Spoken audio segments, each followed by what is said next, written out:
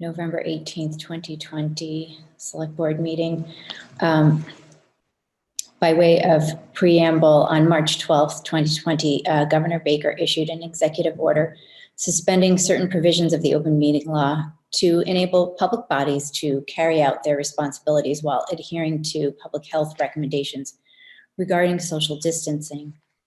The executive order relieves public bodies from the requirement in the open meeting law that meetings be conducted in a public place that is open and physically accessible, and therefore allows us to use a platform such as Zoom.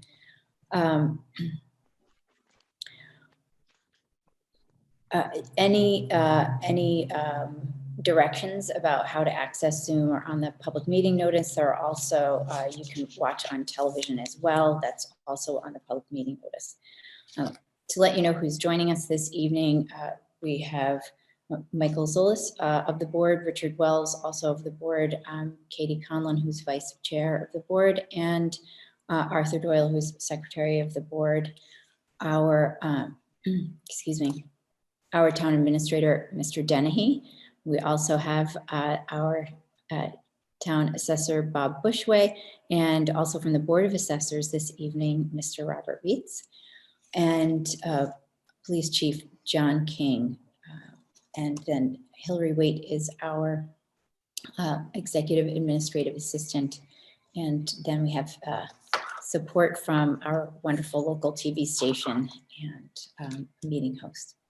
So good evening, and at 7:03, I would like to call the meeting to order.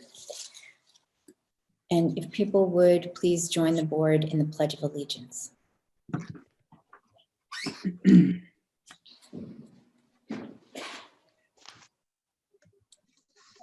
pledge Pledge allegiance to the flag of the United the States of United America and to the republic for which it I stands, pledge allegiance to the flag nation under God, indivisible, of the with United liberty States of America and justice for all. and to the republic for which it stands, one nation, under God, indivisible, with liberty and justice for all.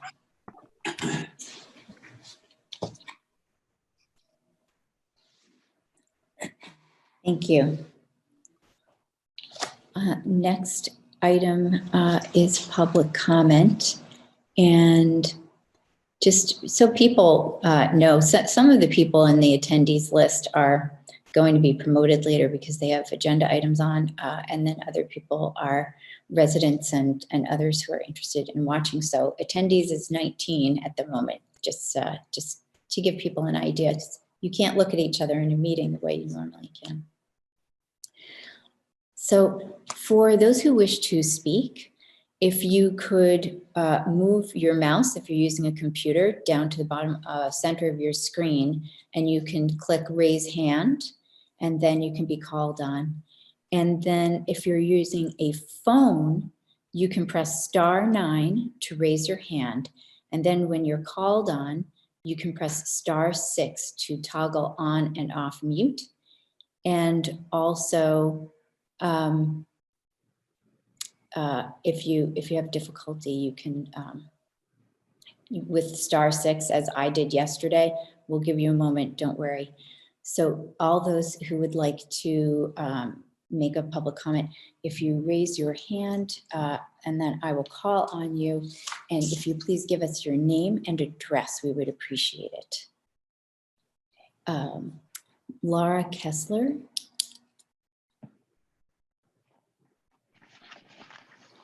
Good evening. This is Laura Kessler, 87 Robin Street, Town Meeting Member, Precinct 1. I'd like to offer support for both the Milton Fire Department in its efforts to modernize its facilities and for the Milton Arts Center to remain in its current location to support the character and quality of life in Milton.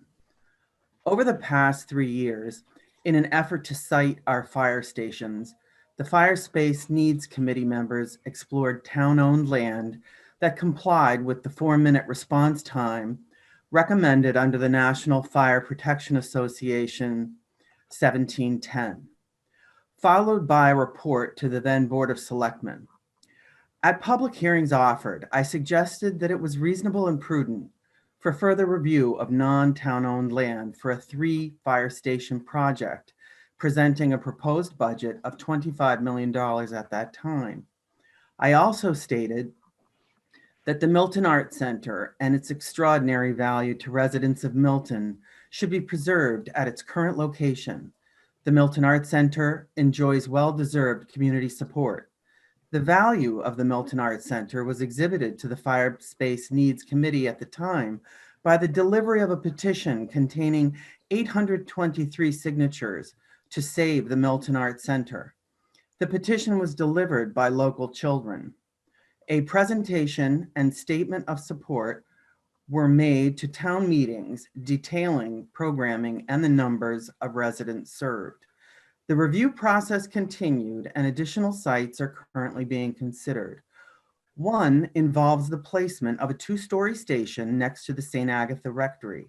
It is accomplished by changing the location of a diagonal road to one running perpendicular to Adams Street between a new fire station building and the rectory. Citing safety and traffic concerns, some residents in the neighborhood suggest that an offer by St. Agatha Parish to provide a 99-year lease at an undisclosed sum during current lease consideration should not be approved, despite the fact that the single engine housed in the station would enter and exit the building near the St. Agatha's Rectory only from Adams Street. Some also suggest that it is wrong to pay for a location not owned by the town when the town could just take the Milton Arts Center.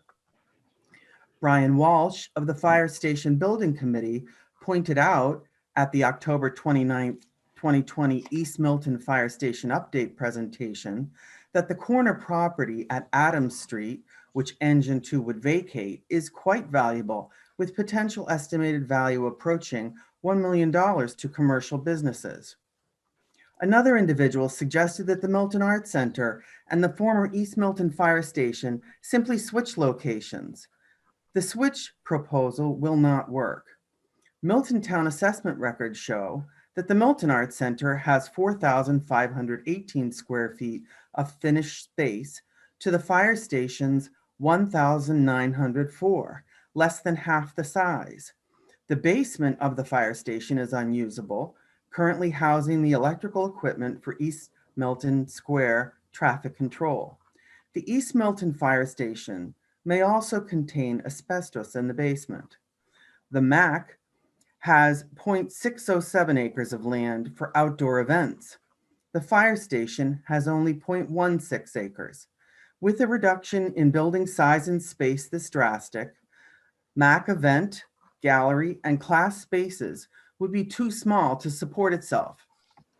There would be no outdoor space and limited parking in East Milton Square. Along with drop-off and pickup traffic, there are also safety concerns for children accessing the East Milton Square location.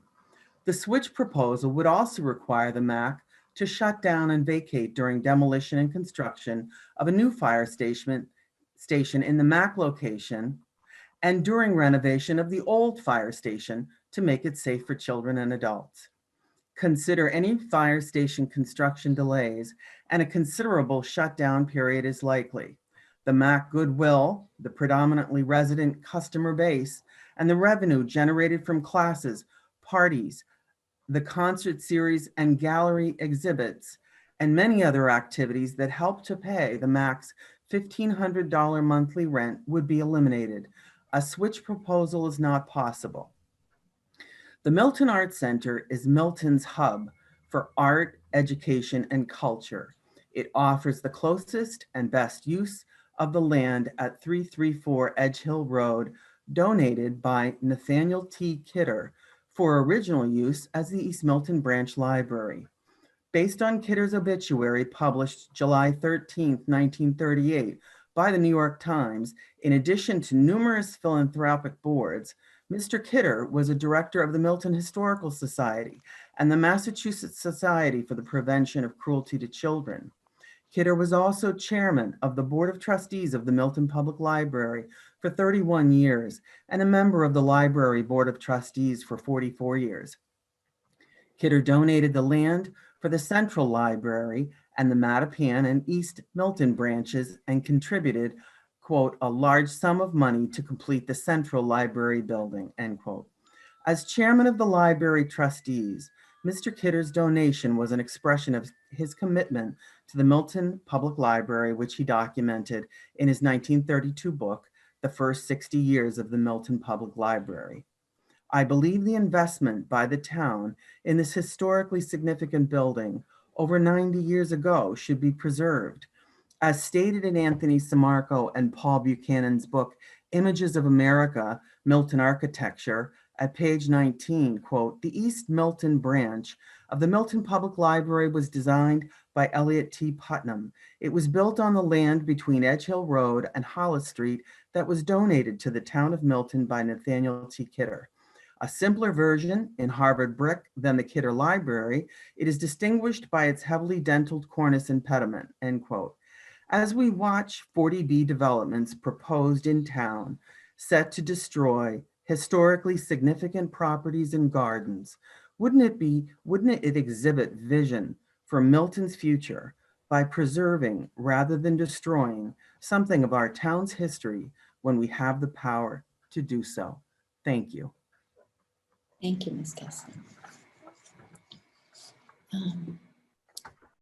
Next, Laurie McIntosh. Hi, can you hear me okay? Yes, thank you. Oh, good. Thank you. I'm Laurie McIntosh, town meeting member, precinct 5. I live at 77 Cushing Road, and I'm the, excuse me, the president of the Cushing Road Neighborhood Association.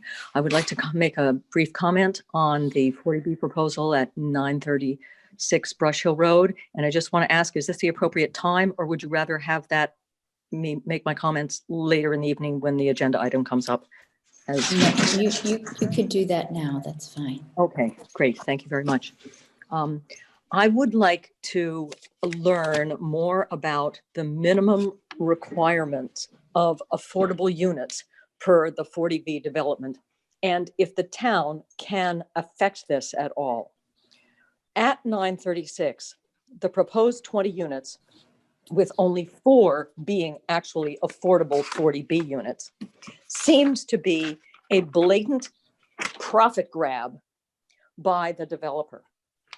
However, since the town needs to advance to achieve our 10% overall affordable housing and avoid these huge and inappropriate proposals, can we raise the 40B percentage from 20% upward to perhaps 100%, asking the developer to do something truly for the town, rather than just the minimum for the town and the rest of the profit go to the developer?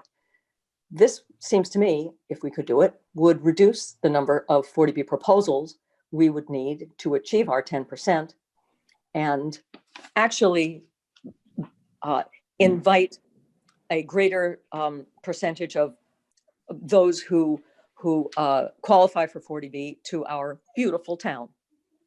That is my question. Thank you.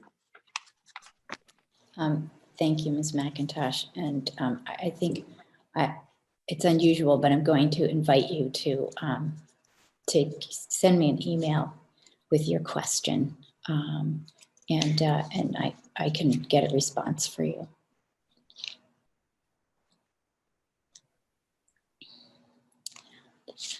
Just making sure there are no other hands before we move on. No. Okay, very good. So we are on item 4, which is the COVID-19 update. Mr. Dennehy has some statistics for us, and I know we've all been watching the numbers. Yeah, thank you, Madam Chair. Not a great story. Anyone that watches the news nightly can see that we're in a pretty bad pattern as a state. I will thank Caroline Kinsella and all of her staff who are working tirelessly through this process. We have seen an uptick in Milton. Just email exchange with Caroline at 6 o'clock tonight confirmed another 10 cases in Milton. So we're approaching almost 550 cases townwide since the outbreak. State of Massachusetts went to a different algorithm. If you recall, the last time we met, we had just come out of the red, which is the high risk area. So they've done a bit of a change in the algorithm, and Milton actually ended up in the yellow category for this year, for this past week, period ending November 11th. So be interesting to see where we settle tomorrow. I know there were, I won't call it an abundance of cases, but there were more than we're used to seeing. I think the most, there are more people being tested. With that, you will get more positive tests, but I think it's the positivity rate that's a little bit concerning. I think the state was running below 1% for quite some time during our summer months, and I've seen the latest numbers come in that we're up almost over 3% of a positivity rate. So not a great story, but there's work being done. We have the mandatory mask zone, the VMS boards around town. If you haven't seen them, we've changed those to let people know about wearing masks, and we're still reinforcing social distancing aspects of all that stuff. So not a great story, but obviously an active situation that our health department, Board of Health are working on a daily basis. Thank you. And I know for anybody who listened to the governor today, I'm still encouraging people to be very careful with the Thanksgiving holiday. We all would like to celebrate, but he's asking, and I have to say I'm inclined to agree. Try to keep it to our immediate family or our pods, and just be really mindful. So. Right. And there was some guidance, Madam Chair, given by the governor. There's a flyer that we'll be posting on the town's website with respect to the gatherings around Thanksgiving and what the governor and his administration would like to see. It came out late this afternoon. Jen McCullough from our office is going to have it posted to the town's website tomorrow morning, first thing. But we said it through the PSAs a long time ago, and I think the guidance is still the same. I can hear Lieutenant Caputo now from the Milton Police Department talking about social distancing, washing your hands. I can hear Caroline's voice talking about wearing your mask and keeping your distance from people. So trying to keep life going in Milton. I think the businesses are doing a great job of working through that. I am seeing masks out and about through town when I'm out there. So that's the positive news. But the virus, Caroline did want to reiterate that the virus is in our community, and we need to take it more seriously today than we did yesterday and going forward. Great, thank you. That's right, stay positive, test negative. So thank you. Item number 5 is our tax reclassification for FY 2021. And as I mentioned earlier, Mr. Bushway and Mr. Reitz have joined us. Welcome. Good evening. This is Robert Reitz, Chairman of the Board of Assessors. We have a board, as a board, have met and have reviewed all of the numbers with Bob Bushway and are in unanimous agreement with the recommendations. And with that is we have some numbers to display. And I believe, does Hillary have control of the presentation? There we go. That's a yes. Okay, and at this point, I will turn it over to the capable hands of Bob Bushway to explain. Thank you, Bob. Good evening, everyone. My name is Bob Bushway. I'm the Chief Appraiser for the town. I'm very fortunate to be with the town of Milton. This is my 22nd tax classification hearing in total of my career. And I must say it's the very first one I've done in this fashion. So there's a first for everything. With that, I would like to thank Madam Chair, the Select Board, the residents of Milton that may be watching this evening. And if Hillary, if you could get to the letter at the very beginning of the packet, page 1, thank you. So I'm not going to read the letter verbatim, but I did want to just touch upon a few things if I could. This year, like every year, we gather this time each year for the Select Board to make policy decisions regarding the property tax burden to be borne by each class of property. And I just want to go over a few of the numbers this year, some of the changes that we've seen in town. Assessed values are based on calendar year 2019 sales. So any effect that COVID may have will not be reflected in the fiscal 21 values. That being said, looking at the past 10 or 11 months of sales, there doesn't seem to be any slowdown. I think the real estate market is the one area where it's really hasn't been affected by the slowdown of COVID at all. Values are up all over town in all classes of property. And that's a reflection of obviously the low interest rates and lack of property for sale, etc. So I did want to touch a little bit on new growth, which was 962,000, resulted in additional tax dollars of almost $963,000 added to the tax base. As you know, the tax levy is bound by Prop 2.5 and new growth. So by adding almost $1 million in taxable value to the town is pretty significant. And it's, I believe, going back at least 20 years, it's the highest I've seen it.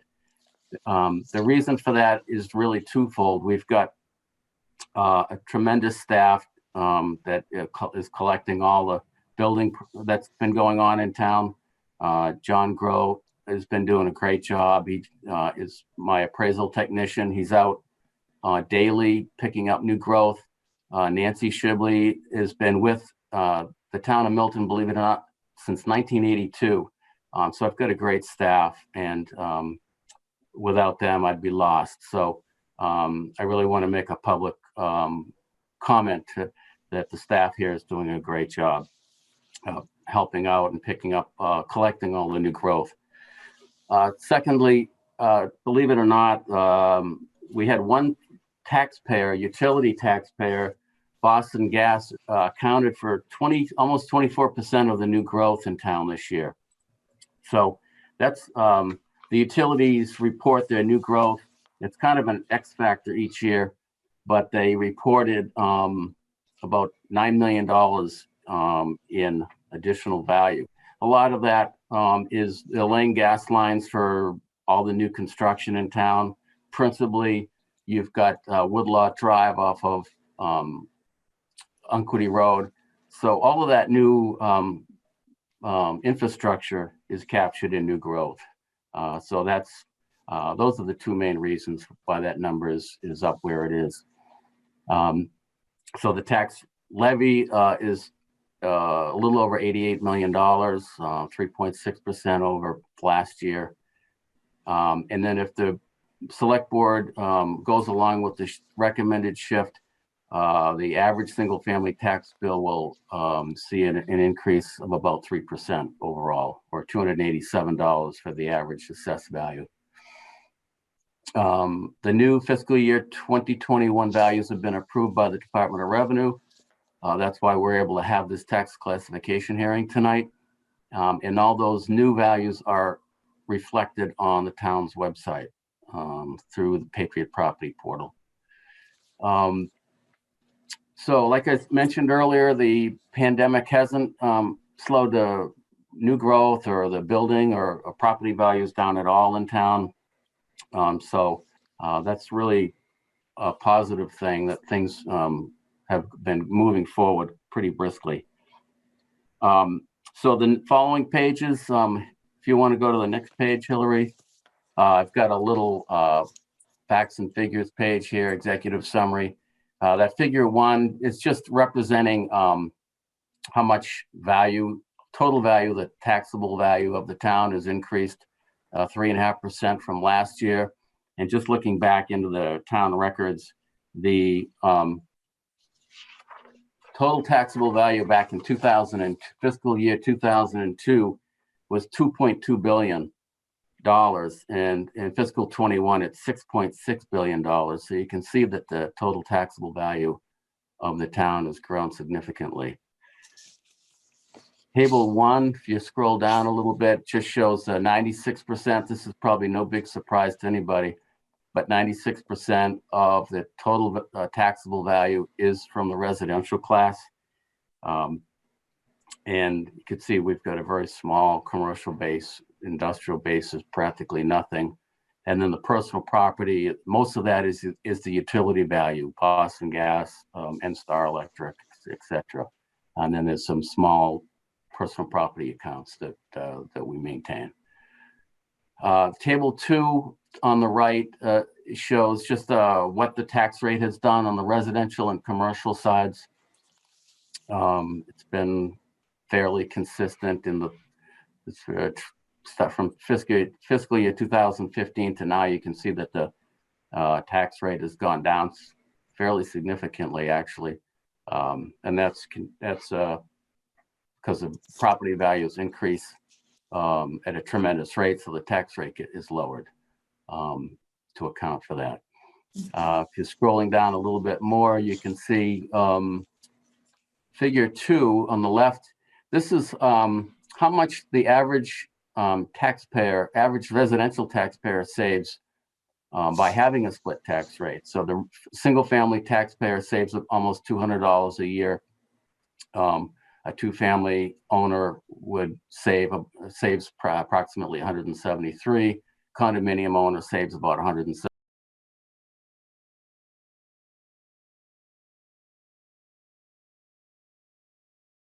Tax bill would be that much higher.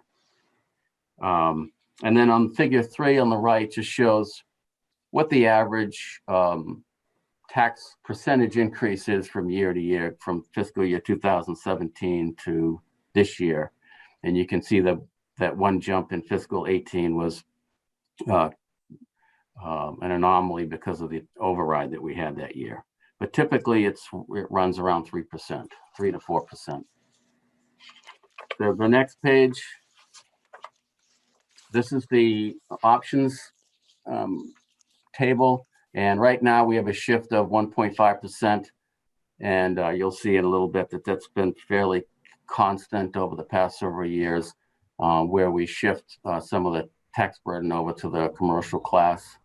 The average single family value is going from 737,878 to 759,212, and then the commercial value isn't going up quite as much, about almost 2%. So the next color-coded options table is for the options for this year. So option 1 would be if we were to keep the same shift. Option 2 is a little bit different at 1.52, 1.54, and option 4 is if we were to have a single tax rate.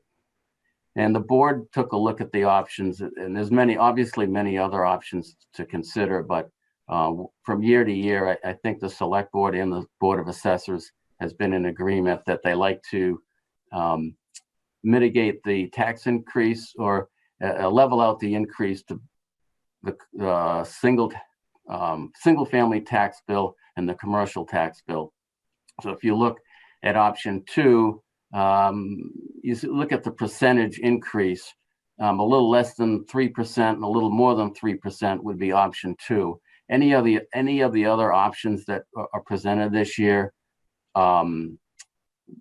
shifts the burden a little bit disproportionately. So it's been the feeling of the board to try to level out the tax impact as level as we could. So that 1.52 seemed to be the sweet spot this year, with a little over and a little under 3% increase. So that residential factor translates to 0.9783. And then a little bit, scrolling down, I think last year somebody asked what the shifts have been, and it's been between 1.5 and 1.57 over the past 10 years. So 1.52 would be right in line really with what we've been looking at. And if, depending on town meeting, I don't think it's going to change it would change the rate maybe a penny or two, but the residential rate would increase from 13.12 to 13.13. So it would go up a penny. And then that's it in a nutshell. I don't know if there's any questions, feel free to ask, or I can keep going with what the board needs to look at from here. Okay, next page, Hillary. So there's three things that the select board needs to vote on. The first is obviously the residential factor that I just mentioned, which would be the shift in the tax rate. The second is the residential exemption, and the third is the small commercial exemption. The residential exemption typically has never been voted in Milton, and it's typically applied to larger cities like Boston, or vacation communities, summer communities that you see down the Cape. So right now there's 13 out of the 351 communities adopt the residential exemption. Milton being primarily owner-occupied town, there's nowhere really to shift the tax burden. So it's probably not a good fit, and that's why it's never been voted here. And then the small commercial exemption, that if you want to scroll down a little bit, Hillary, I think, thank you. That's another option that the town has. It shifts the tax burden in the commercial class. However, it doesn't really benefit the small business owner. It benefits the owner of the real estate. So it's not very popular small commercial exemption. I think only 10 out of the 351 communities have adopted it. Typically, if a town wants to help out the commercial sector, they move towards more of a single tax rate, and that would lower the overall commercial tax rate. So the board met last week and voted unanimously to recommend the following: that the town adopt a minimum residential factor of 0.9783, not to adopt a residential exemption, and not to adopt a small commercial exemption. So I'll turn it over in just a minute. If you could go to the next slide. I just threw this in this year because I thought it was an interesting one to look at. This is fiscal year 20 area town comparisons of, these are tax exempt as a percentage of total value. So in other words, Milton has a little over 12% of its total valuation in the exempt property class. So that would be town-owned land, DCR, the Blue Hills, and some of the big exempt non-taxpayers, if you will. Only the town of Dedham was higher at a little over 13%. And the reason, I didn't realize it, but the reason why Dedham has so much tax exempt property is they've got MIT, Northeastern University, Dedham Country Day, Noble and Greeno, Ursuline Academy, and Hebrew Senior Living, and the Animal Rescue League. So those are all tax exempt properties. Only MIT makes a small annual voluntary contribution. So I thought that was kind of an interesting statistic. And with that, I'd be happy to answer any questions. Well, thank you very much, Mr. Bushway, and Mr. Reeds. Thank you to the Board of Assessors. Do members have questions? No, and I'm just looking to see, do we have everyone still? Mr. Zulus? I just have one. Thank you, Bob, and thank you to the Board of Assessors for laying this out so clearly and in such a helpful way. I just have one question for one or both of the Bobs about the difference between option 2 and option 3. And it appears that option 3 would shift the burden slightly more to the commercial side and slightly less to the residential side. And I was just interested in the reasoning and the rationale for choosing option 2 as opposed to option 3, and what the different thoughts were on that. Do you want to, I mean, essentially as Bob described, it's traditionally been the practice to try to even out the percentage increase. And so option 2 was roughly 3% on each, since I don't have it in front of me. Yeah. What is option 3 showing for the split? So 3 is showing 2.89% for the family and 4.72 for the commercial. And so you're right. So it's more of an even increase on option 2, which is 2.96 to 2.96 for the average family, and there it is, 3.35 for the commercial. So it's basically a question of equity was basically how we were looking at it, and that's traditionally how the board has behaved. Okay. Thank you, Bob.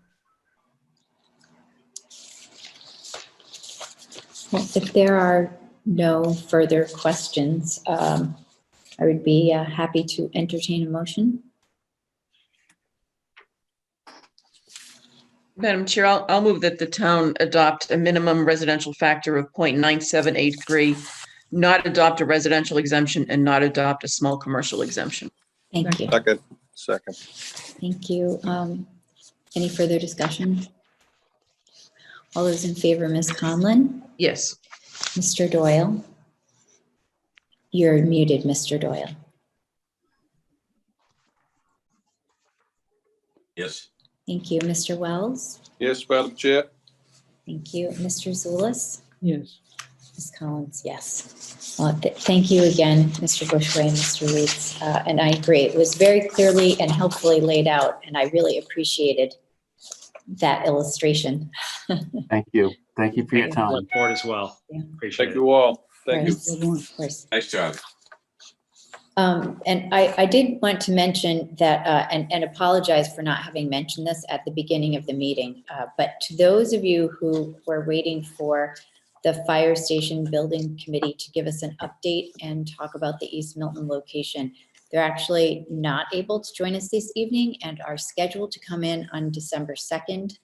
So again, my apologies. I should have mentioned that up front, and I hope I didn't keep people from things for too long. So item number 6 is an update, discussion, and I'm not sure we have approval, but just in case, from our Finance Committee, which is comprised of Ms. Conlon and Mr. Zulus, and actually Mr. Dennehy and our town accountant, Amy Dexter, as well. So Ms. Conlon is the chair. Well, thank you, Madam Chair. So we met this morning. It was a joint meeting with the full board, which we've been posting the last few times in case any of the other members would like to attend the finance meetings, and the chair attended as well this morning. In terms of an update, there's not much that we can report at this point on the FY22 overall budget. There's, as we go through the next several weeks, we'll be looking at revenues, and the town administrator and town accountant will be doing a fair amount of work on that. We are in a transition process. We're going to talk about the town accountant's role. I know that's a later item on the agenda. And we won't know what's going to be happening at the state level until we get into the winter months. So in terms of the overall FY22 budget, more to come on that. But we did focus on some of the departmental budgets, which are still in the process of being prepared and submitted. I see that Chief King is here, and so we may want to go to him on the police budget, but some of the ones that we talked about this morning were budgets like IT and consolidated facilities, which have been submitted using the formula that had been discussed at a meeting a couple of months ago now, which was for departments to submit level dollar budgets to FY20 plus contractual increases, whether it be a utility contract where the price has increased or through the collective bargaining agreements, the salary lines have gone up. So we are going to, and I believe those have all been forwarded to the full board. And as more budgets come in, you'll be getting the additional budgets. And we thought that at this meeting and at the next couple of meetings, we'd have some discussion of the budgets. So in terms of major changes, there's not many because of the approach that we're taking, but we did ask, or the town administrator asked Chief King to come in to talk a little bit about the police budget that everyone should have a copy of. Mr. Dennehy, should we turn this over to you or to Chief King? Oh, yeah, I'll thank you, Madam Vice Chair. I'll turn it over to Mr. King. So from the town side, so just for the viewing audience, we're still working through the FY21 budget. Our state electeds are working feverishly the last 2 days to come up with 21's budget. So as Madam Vice Chair said, we talked about the 22 budget. The mantra and the modus operandi to each of the department heads was to submit their budget to Amy Dexter by November 12th. Some of them are still getting them in. On the town side, it usually comes down to the larger budgets, the police, the fire, the DPW, and the consolidated facilities. So with this board's permission, I know we have Chief King here tonight. I'll turn it over to him. But next week, I'd like to bring in some of the department heads, Chase Berkeley, Chief Madden from the fire department, Bill Ritchie, and some of the other department heads, if you want, possibly Jim McAuliffe to speak about debt service, to come in and identify their budgets not next Wednesday, the following Wednesday, sorry, December 2nd, to go over it in the same way that Chief King is going over it. Being mindful of the fact that we have the annual town meeting coming up in May and the busy schedule that the warrant committee, we've already put them through this fiscal year. So we will, with this board's permission, I'd like to bring a larger group of department heads in to talk about what's going on in their industry, what they're seeing, and then just basically give a 30,000-foot view of their budget for FY22. Understanding that our state legislators are still working through the 21 budget, and I think Madam Vice Chair hit the nail on the head. We probably won't know much from the state through the winter months, but from the expenditure side of things, we can hear from each of the department heads on the town side. Department heads with boards and committees are to submit their budgets by December 1st. So we'll see the libraries, Parks and Rec, schools, things like that coming in at a later date. But I think it makes perfect sense to get the ball rolling on this now. Additionally, we'll be working on the revenue side of things, trying to estimate some local receipts and work through that process. But thought it'd be a good idea to bring Chief King in here tonight to talk from 30,000-foot view. He's got a restructuring plan that that he was thinking of. I will say that when we sent out the mantra to the department heads in late September about what we were looking for this year, we did ask that no additional employees be added.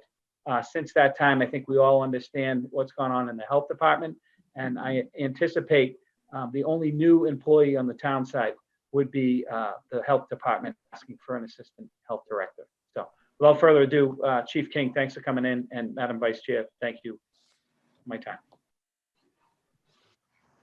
Hi, everybody. Thank you. I tend to be brief by nature and more than happy to answer questions always. But, the budget, I kind of prepared two, might be a little unusual, but just because it's a proposal of one of them. But, the basic premise, both budgets are really just based on, our standard year to year. There's really no increase.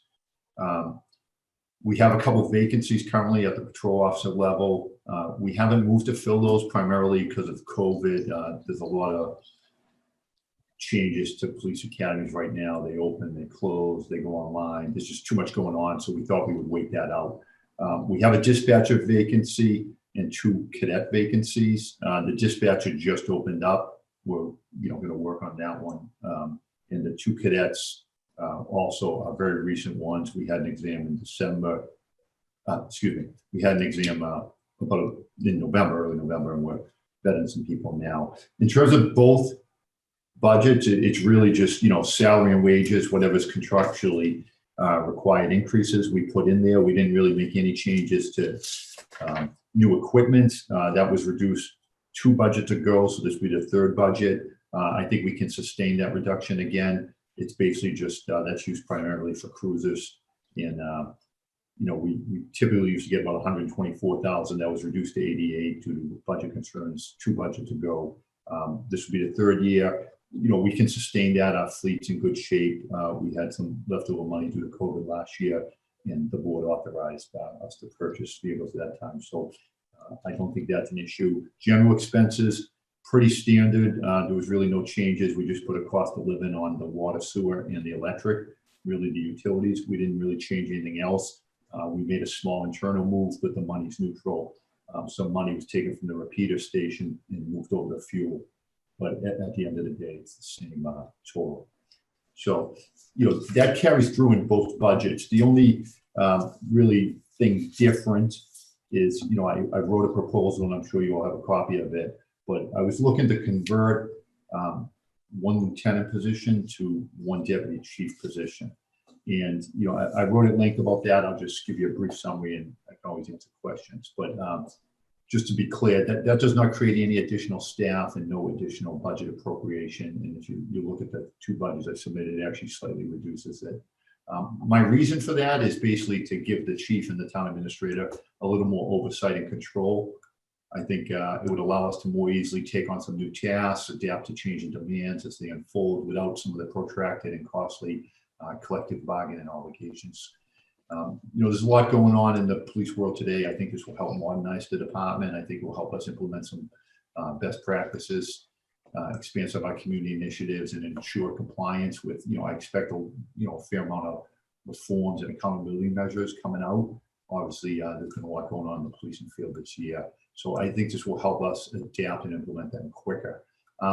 Specifically, the conversion would come through a consolidation of existing administrative positions. So it doesn't create any vacancy that would need to be backfilled by overtime, immediately or in the future. And just for a bit of history and background, and I know Chief Wells would be familiar with this, the department had 2 deputy chiefs for several decades. Essentially, one was in charge of all administrative stuff, one was in charge of all operational stuff. That was eliminated in 2009. That was part of an issue at the time with, those Quinn bill reforms on at the state level. And, there was a shortfall of the town, and the unions all sat down and revised it and kind of came up with a modified education incentive. At the time, though, money was tight and there was a shortfall to, during those negotiations. So they cut that position. I'm not looking to add that back. I realize that's a great expense. So I'm not saying to the town, hey, let's put that position back. What I'm trying to do is just simply reorganize my current staff. And I think, I can do that and offset the financial costs while simultaneously providing more flexibility and oversight over those positions, and specifically related to their workload and their hours. The problem currently is basically, 1 deputy chief oversees everything, administration and operations, and I don't think it's as effective and efficient as it could be.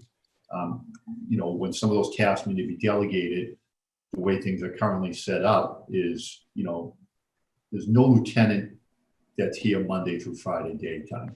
They all have rights to either split shifts or certain nights or rotated shifts. And it just is complicating some of those tasks that need to be delegated. So what happens is you either result in going without something you want done, say for tomorrow, because there isn't somebody there to do it, or you'd have to pay overtime to have that person come in tomorrow and do it. So I think there's a lot of waste, and I think that can be done better. The result of that obviously is delays implementing some of the goals. I think the conversion will create a better structured management team. I think it's more accountable to the chief and the town administration. As I mentioned, I think policing's at a crossroads, and I'm not looking to take work off my plate, just the opposite. I'm looking to take more on. I think we can bring the department forward. I anticipate significant increases in things related to reforms coming out at the state level, and regarding reporting requirements. Another thing, back last winter, just before COVID hit, I started the process of looking into getting the department accredited. That's a monumental task if you're familiar with it, and it implements basically best practices, training standards, record keeping, data collection.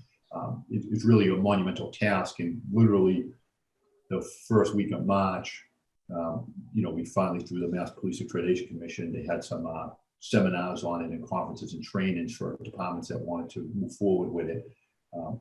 We attended that the first week of March, and everybody knows the second week of March, kind of the world shut down.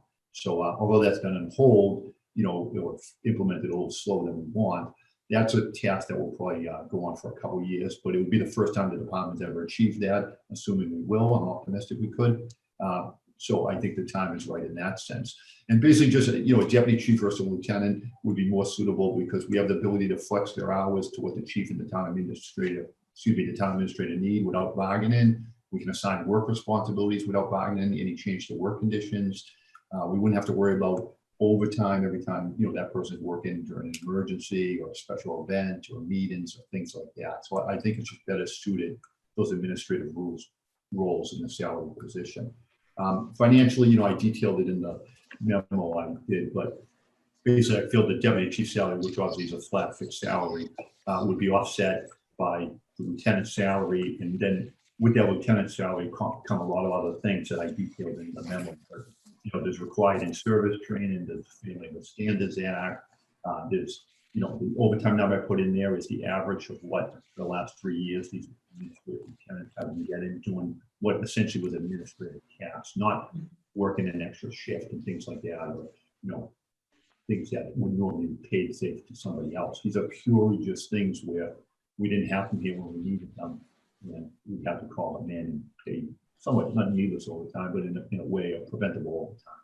So, that's a quick view, but I'm more than happy to answer questions. And that proposal, just one thing I want to be clear is, I'm just looking for permission to proceed to talk to the union. I don't want to say, that's commitment I have yet. So just. Thank you, Chief. Madam Chair, unless anyone has any questions for the chief, there's one other item under the finance report. Does anyone have questions? I don't have. Oh, go ahead. I'll go last. Good. Arthur?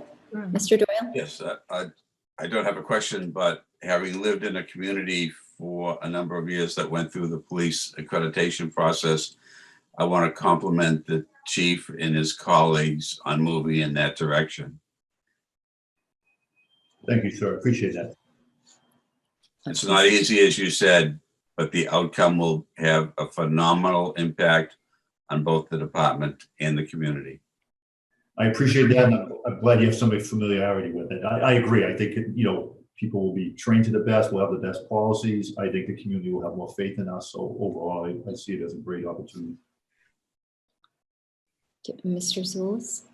I too want to congratulate the chief on a very clean, clear budget. If my numbers are right, we're talking about a 2.7% increase, of which 99% of that increase is from salary and wages, which is, I think, exactly what you need to be doing. And you've presented a plan to restructure the department that'll make it more efficient without increasing costs, which I think is just a fantastic job. So I think this is a great effort, and I really appreciate it on behalf of the town.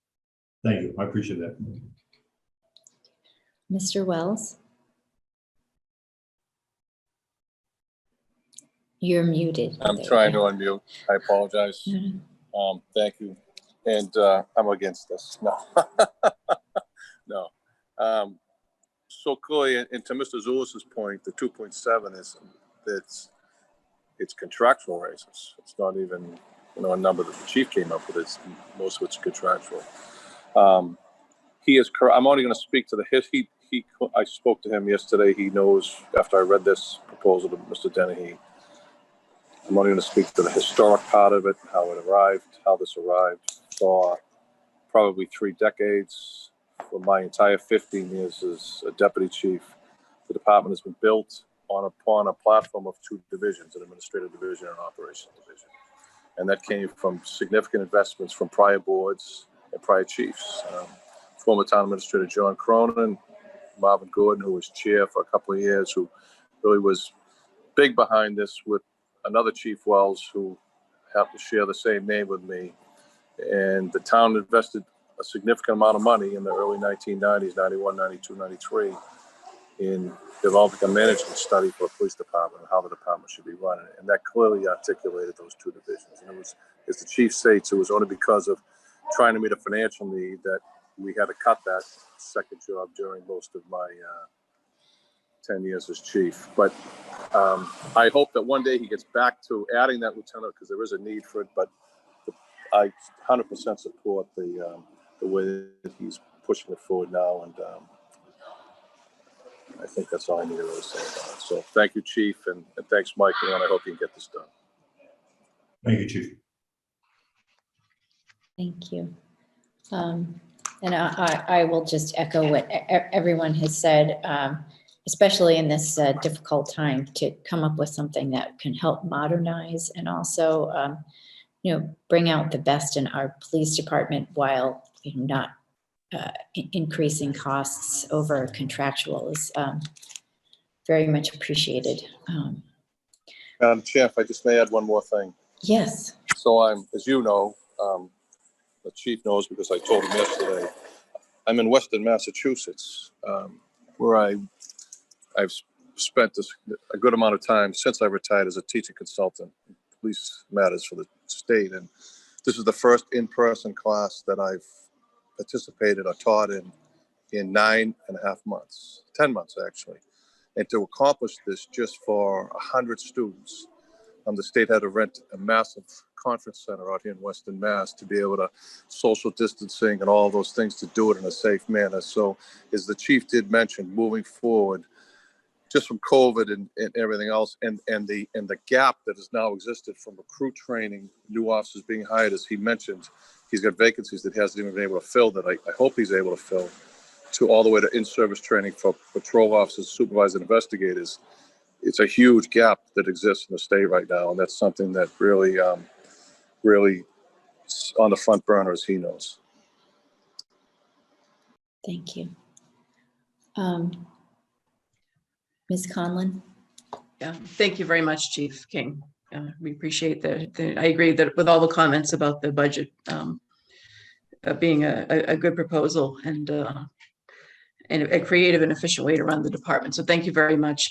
I wanted to just move on to 6C on the agenda, which is, and Richard, as our Capital Improvement Planning Committee representative, we wanted to put this on the agenda to talk with you tonight. We had cash has been certified for the current fiscal year in the amount of about $680,000, which is it's always good to be positive free cash. You never want negative free cash, but the amount varies from year to year. And this is below $1 million for the first time in the last few years. We've had more free cash than that in recent years, so we've been able to commit more funds to capital expenses. The Finance Committee this morning talked, and again, Amy Dexter, who's the chair of the Capital Committee, and the town accountant was with us. We talked about what amount of free cash in a conservative budget year we think the Capital Improvement Committee should consider for non-bonded capital items. And again, that, as we all know, that varies from year to year depending upon what is available. Since we're under $700,000 and we're in a year in which COVID has had quite an impact on state budget as well as municipal budgets, we thought a conservative approach is needed here. And the consensus of the Finance Committee was that the Capital Improvement Committee should, at this stage of the game, look to no more than $100,000 for non-bonded capital. Amy has already received some requests that that may be used for, but that's something for the Capital Committee to decide. But the amount of $100,000, we thought, even though it's a much lower amount than what was made available for capital last year and in recent years, we think that a conservative approach makes sense because we could have issues with operating needs. We would still like to restore some money to the stabilization fund. We could have any number of unanticipated expenses come up this year. And so that was our consensus. And it's something we could revisit as we go through the winter. And if we're seeing that we're not needing to use free cash for operating expenses or other items, then we may be able to increase that at a later date, but we shouldn't plan on that now. And we should we should use about $100,000 as the estimate. So we wanted to, voted to recommend that to the board. I think we voted, or may have been a consensus, but we wanted to bring that to our board for discussion tonight for some, and then the idea that the town administrator and the town accountant suggested would be for them to make some recommendations to the Capital Improvement Planning Committee, especially in light of the transition that will be happening with the town accountant. I'm fine with that. I don't think we need to vote on it. So we haven't, as you know, we haven't even met yet this year. So I have not even seen what the request would be, but I mean, we knew we were going money wise. So 100,000 is more. I thought it was gonna be zero. So, as you know, there are lean years and tough years, as to quote Mr. Walker. There are times when you have to tighten your belt, and this is one of those years. And there's one thing my 10 years as chief taught me. I spent many where I had to tighten my belt. So we can get through this. I'm okay with that, Katie. I'm fine with that. Okay, thank you, Richard. I don't know, Katie, Arthur, if you would like to say something about that. No? Nothing to it. Okay.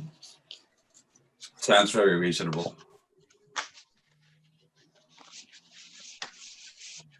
Okay, so Richard thought we didn't need a vote.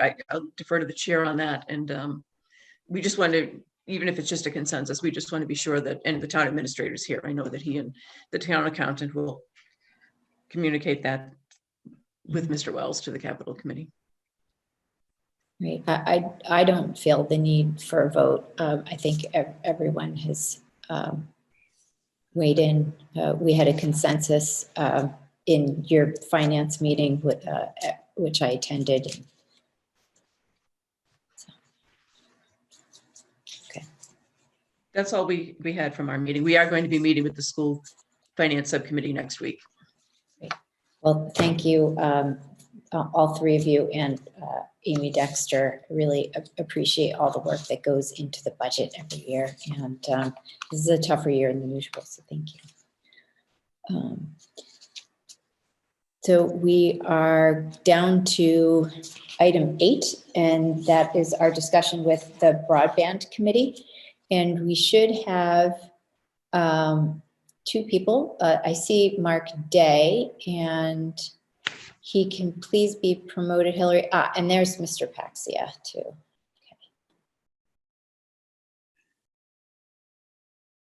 Hello. Hi. Welcome. Thank you.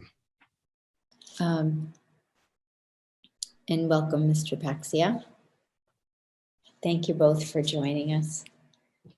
I know you sent a brief outline of what you'd like to talk about, and if you would like to just begin and go along with your outline, we're very happy to see both of you, and appreciate you making the time, especially on so much short notice. Okay. Steve, this is your cue. Yeah. So first we thought we'd just start talking about the role of the committee over the last 8 or 9 years. And the committee really had its origin in dealing with the Comcast contract, managing the contract, negotiating favorable rates, and also the committee years ago did a great job in getting the INET set up under that contract. So the most recent iteration of the committee dealt with the last contract, which eventually was skillfully negotiated by Mr. Zulus. We got a 10-year extension. We have the INET in place, and that has been, I think we're in a good place right now.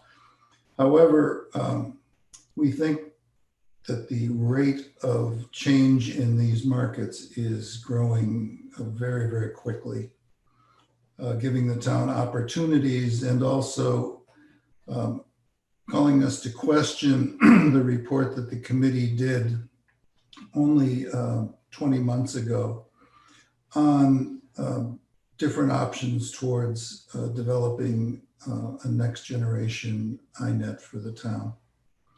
So we're, in that we've been dormant for a while, we're not prepared to actually bring that discussion forth. We're hoping that you might endorse the agenda that we'd be talking about tonight. And then we would propose adding a couple people to the committee so that we could bring the expertise to bear on this that's necessary. So that's the historical part of it. We think there's a lot of activity in the future, changing platforms, changing participants in our market, major changes in technology and bandwidth, et cetera. Mark, anything to add on that?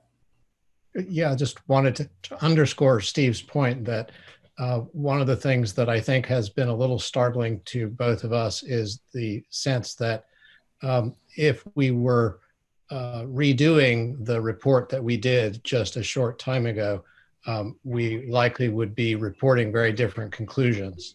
And so that feels as though, on the one hand, it was nice to deliver the report and check that off. On the other hand, it feels as though it would be incorrect for us to say, well, that's all done and we can put this to bed. It seems as though with various things happening in the town with respect to RCN's expansion, FiOS coming into town, and various overtures being made from neighboring towns, that there are still things that are going to depend on understanding both the technology and the markets, and that we expect that the select board will find it helpful to have a group that is focused on those areas.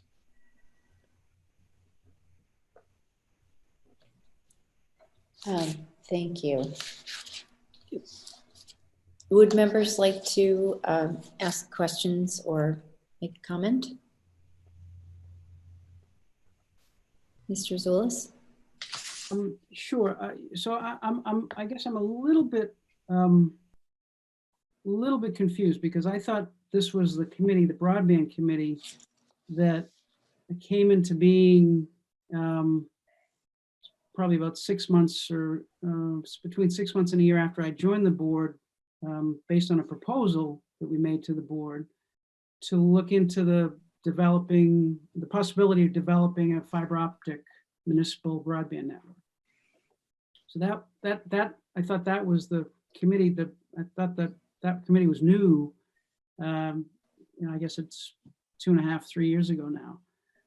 And that was the charge to explore developing a fiber optic municipal broadband network. And we had that consultant do the project, and they came up with a view that to build out a fiber optic INET would be about $900,000, as I remember the report. Mm-hmm. And so I thought we were, again, the charge was of the committee was to explore the possibility of a fiber optic municipal broadband network. So the question is, are we, is the idea to change that? And I don't have in my materials the agenda. Maybe I missed it, but I don't know if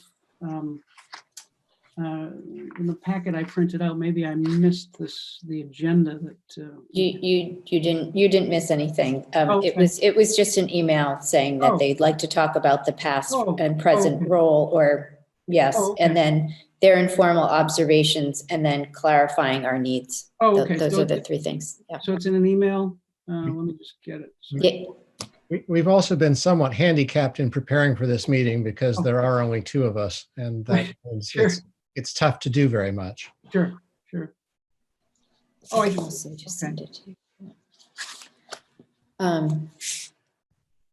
So speaking to Mr. Zulus's point, we originally were asked to both look at the contract. We were working with that lawyer who was doing it, and then we eventually turned that negotiation over to you. Okay. Part of and that had been the historical role. There'd been somebody who had been running this committee for many years. who finally stepped aside, and they added people with the scope of that contract, which was in that time almost a monopoly, as well as, you know, starting to think forward about the needs of the town and the schools, of what was going to be needed to support our town and our constituencies. So we did do the report because at the time, when you renegotiated that contract, there was concern that Comcast was not particularly enthusiastic about maintaining the iNet, and that posed a risk for the town. Since then, it seems, I spoke with Bob Pedersen today from the School Technology Committee, who indicates that Comcast is performing very, very well on that contract. That there've only been 2 outages, and those 2 outages were repaired within 2 hours. So that there doesn't seem to be right now the concern about the immediate performance of Comcast seems to have diminished some. And the fact that we now have 2 other vendors in town who might be willing to pick up that contract if Comcast lost interest should give us some solace as well. Plus, there have been just major changes in the technology. There's a large amount of fiber already run in Milton, and more being run every day. And the possibility of partnering with those people who've been running fiber is certainly something that needs to be examined in a new lens, because that activity wasn't in place just 18, 20 months ago. It's a rather drastic change. And the technologies are evolving to support the towns in different ways. Tomorrow I'm getting 1 gigabyte internet in our house for a 25% reduction in price from what I was paying just a year ago. And I could get more if I needed it. I don't really. So the changes in internet service and power are dramatic, and the alternatives that provides to the town and to the schools is impressive. What they've done in the schools, you know, being fully remote in 2 of the big schools and hybrid in others, was thought to put a real strain on our technology, but actually the network is performing very, very well, and we're under 50% capacity in our daily usage. And then there's the whole question of the shift in entertainment, what we talked about when we talked about the Quincy idea, that wiring homes, when we were primarily in a monopoly with Comcast through a major part of town, I have a flyer on my desk saying that FiOS is coming very, very soon to where we live on Brush Hill Road. And I've been, every time I see trucks of people, I ask them what they're doing, and RCN is stringing a lot of fiber. And so we have options that we didn't have before. And then the programming, you know, it used to be if you wanted to watch anything beyond the local stations, you had to have Comcast. Well, now there's streaming services out there for a fraction of the cost. You can get 85 to 90% of the programming that you get on Comcast on YouTube TV for $69 a month. So this changes the whole dynamic and changes, I think, what the citizens of our town are concerned about in terms of getting the best deal on their connectivity, which is really the key to every one of the options, as well as being able to buy their entertainment at more reasonable prices. Mark, you want to add to that? I think that was a fine answer.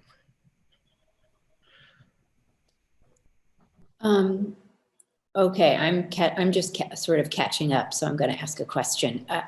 I'm still back with the former report, which I have to admit, I didn't have time to review before this meeting. But it seems that what you're saying is that even though Comcast said that they would not be maintaining the iNet much longer, we have some other options for that municipal service through, say, an RCN or another Well, Verizon or something. Is that what you're saying? they're contractually obliged. I believe Mike would be the expert on this, but I think he negotiated 10 years of support of the same equipment and fiber as part of the current Comcast contract. Is that correct, Mike? Yeah, I think it was less. I think we have 10 years for the overall deal, but I think the support for the IMNet is 5, I believe, Yeah. At a limited cost. Yeah, it's 5,000 a year. Yeah, Bob Pattison seemed to think it was 10, but whatever. Yeah. So anyway, the concerns on the reliability of that have diminished some, but also the availability of in-place fiber has increased.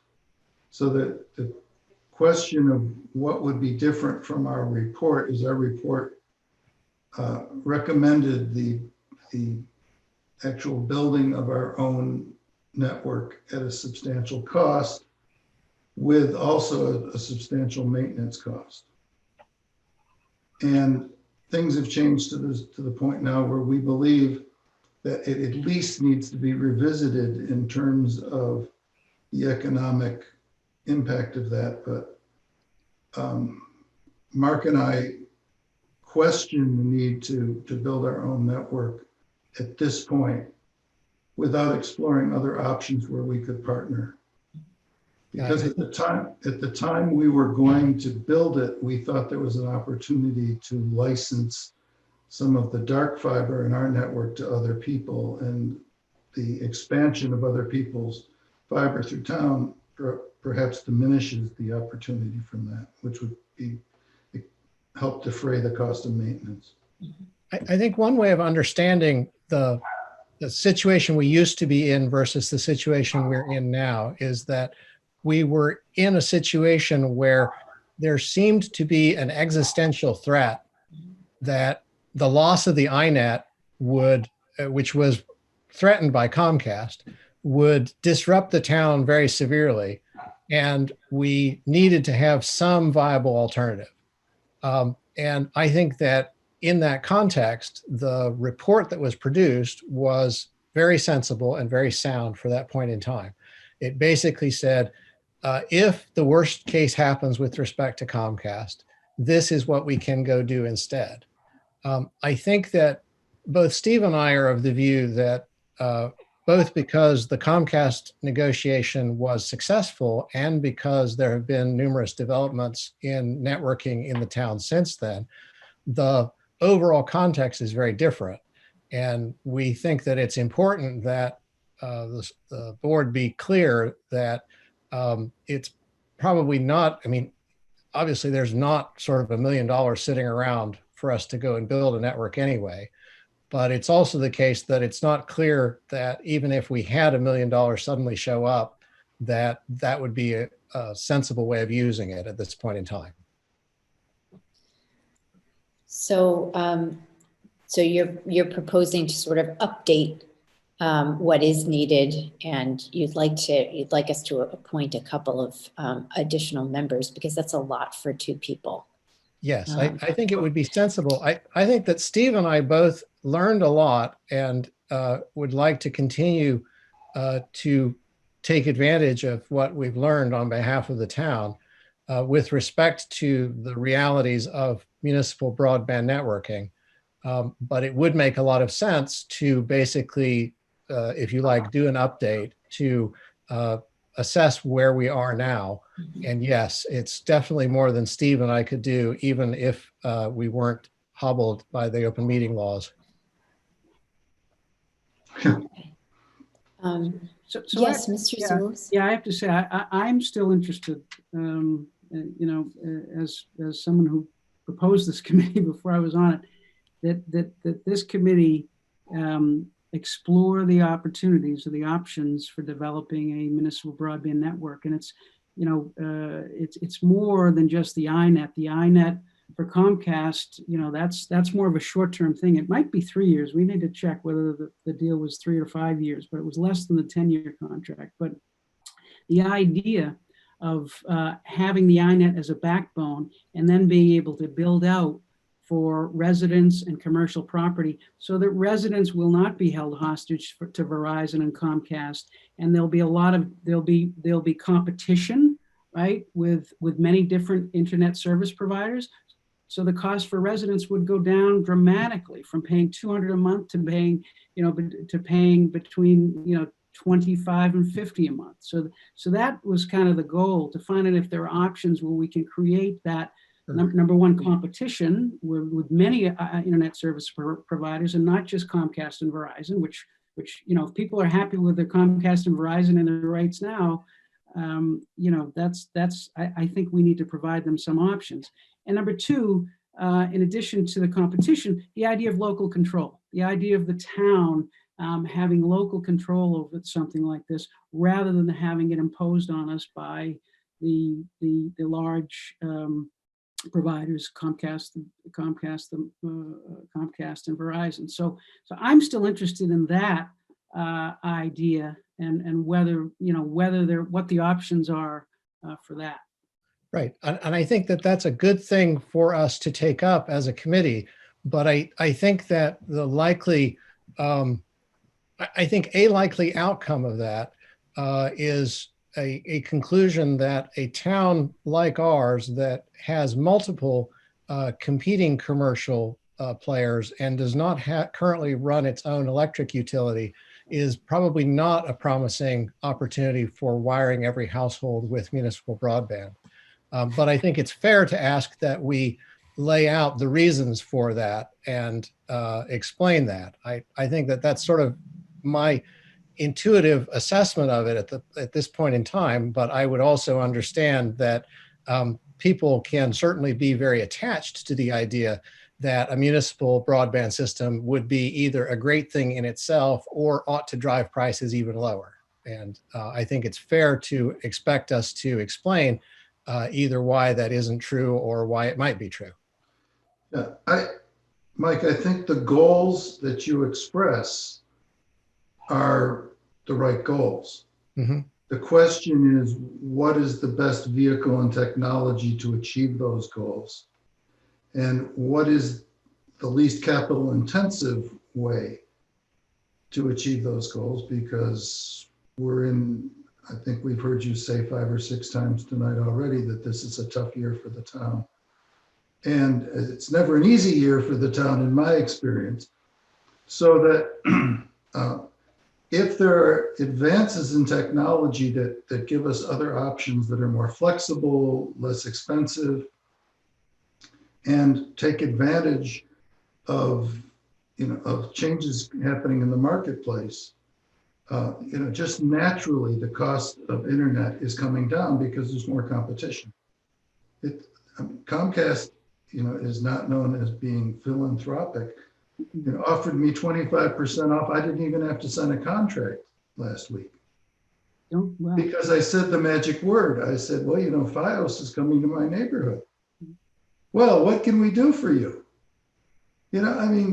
That's the benefit of competition. Then I mentioned, well, I'm thinking of moving to YouTube TV. Well, now let's look at your programming and see what we can do now to bring that down. So there's lots of things happening there that weren't happening when we wrote this report 20 months ago. And except for the fact that I will say every consultant we had said they would not invest in bringing entertainment to the home over the network. that everything if we did wire homes, it should be exclusively for internet connectivity. Is that right, Mark? Yep. Yeah, because that market is falling apart commercially. Mr. Wells, did you want to say something? You are muted.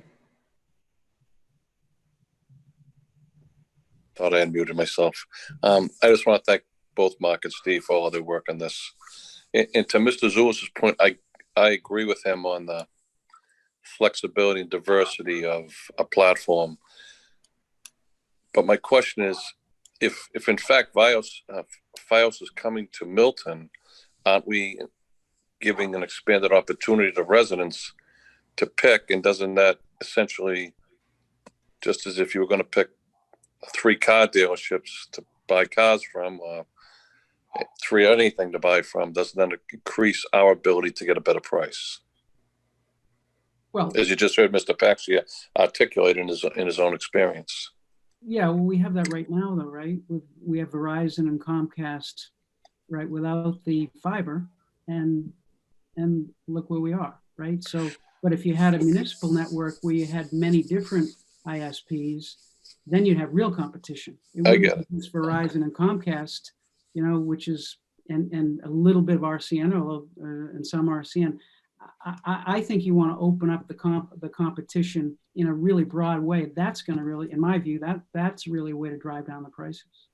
Well,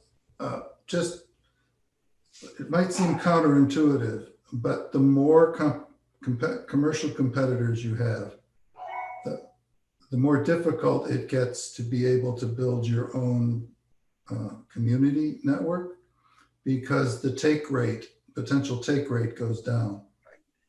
And the take rate is absolutely essential. The greatest expense is from the street to the house.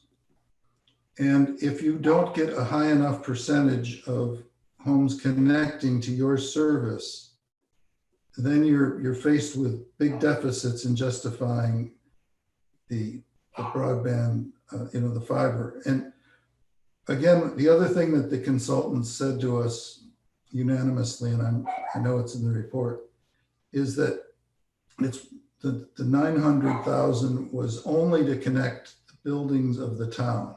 Right. If we were going to try to wire the entire town, it would be a vastly different sum, especially as we move west, because the home density goes down. And that's why we're thrilled that Verizon Fios has come in, because they've now wired at least part of the less dense parts of our town at no expense to the town. So this is probably a discussion for another day. We don't want to take up all of your agenda with this, but we would like your endorsement to work on this agenda, to try to recruit a couple more people for the committee, and then come back to you with a more formal suggestion of the agenda and some timeframes for working on that. I'd like to get a sense of the board. I think that's a good idea. I understand some things are changing, and at the same time, we don't want to completely abandon the idea of our municipal broadband. As Mr. Day said, we need some illustration of what could work and then what won't work, and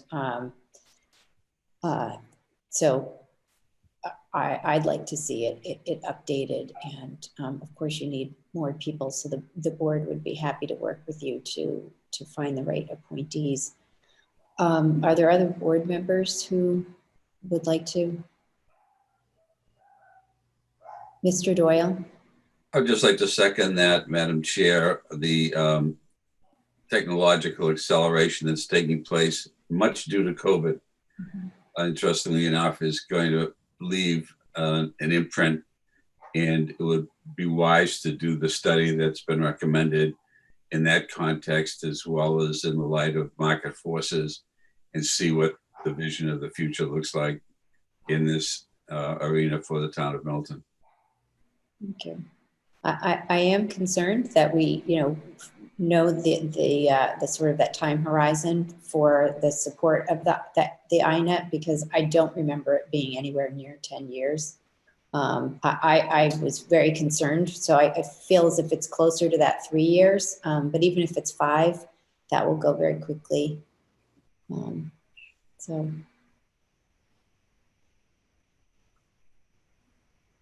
Yes, Mr. Dennehy. I want to thank Mr. Paxton and Mr. Day for being here and their work on this committee.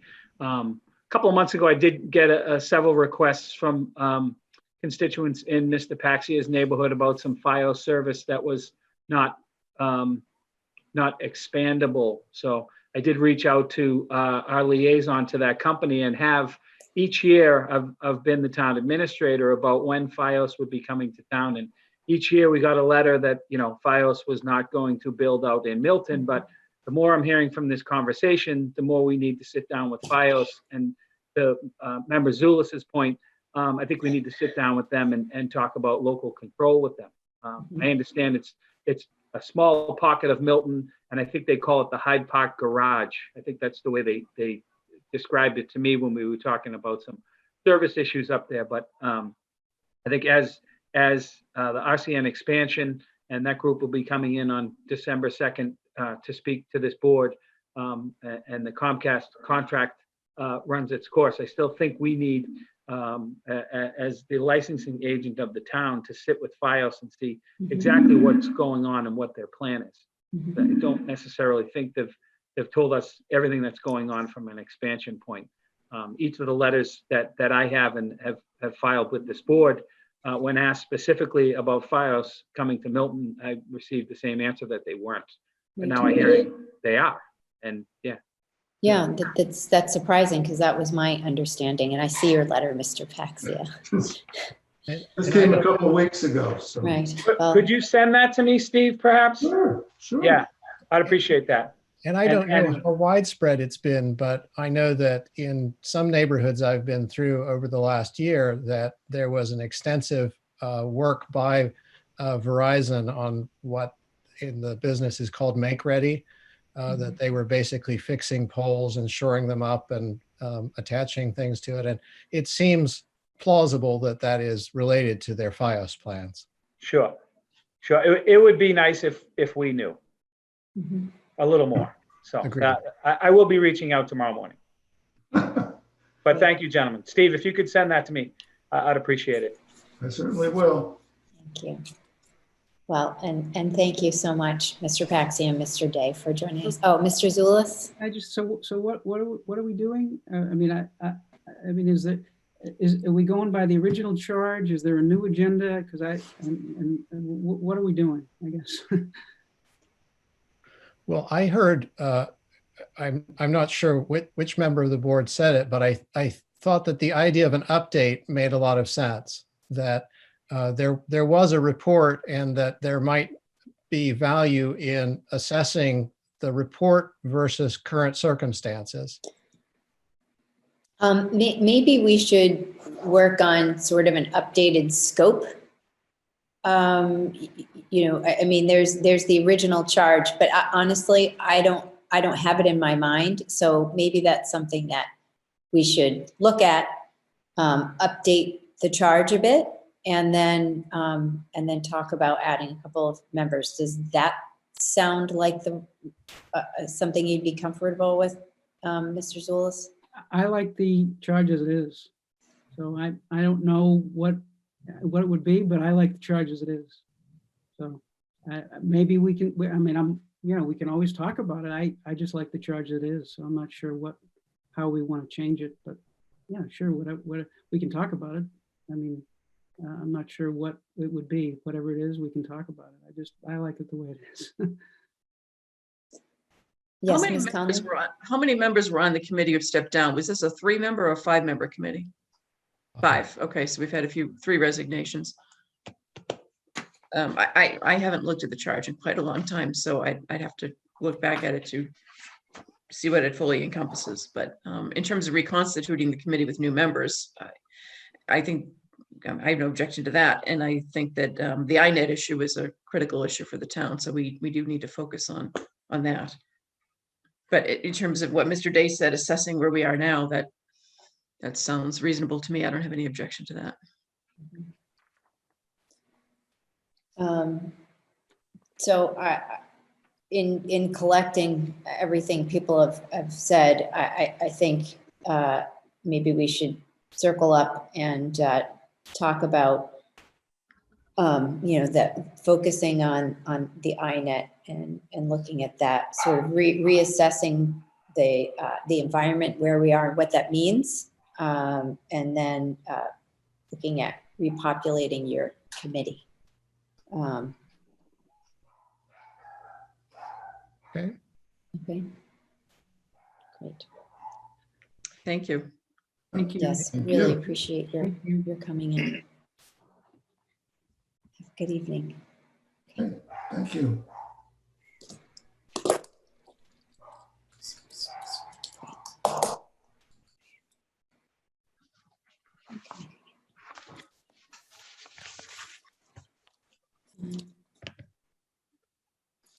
So item 9, we did actually approve the letter yesterday, the comment letter on the FAA's runway 4L environmental assessment. Mr. Wells wasn't with us, so I thought we might want to give him an opportunity to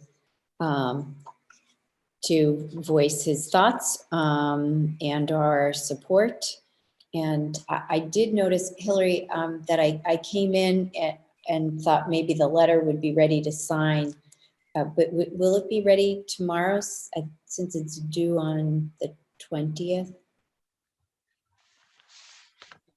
Yes, it can be ready at any time for the select board to sign. And we do have the signature pages from the other representatives. We're missing a couple of those, but we have 3 of those. Okay. Great. Thank you very much. Mr. Wells? Yes, Madam Chair. So I'll be brief. As I stated earlier, I am away, but I had Fire Station Building Committee last night, which was an important meeting, as you know. So look, I support all of the work you've done on this, all the work that Mr. Doherty's done, and I'm ready to voice my endorsement of this vote as soon as any one of you wants to make a motion, and especially Mike and Katie, who've done so much for so long in this with Tom. I'm with you on this. So I won't be back in time you and I talked I won't be back in time to sign. So I'll get it done. I'll find a way to get it done tomorrow. Thank you. Since we voted already, would we like to just take a vote again so that we can include Mr. Wells? Okay. You want me to just vote yes? I'll vote yeah. I'll vote to attach my affirmative vote to the vote of this board. Yes, I don't even know if that's a legal way to do it, but probably not. I think it's a ratification, but okay. But I think it will suffice. So thank you. Okay. And thank you again to everyone who worked so hard on this. All right, so we are now on item 10.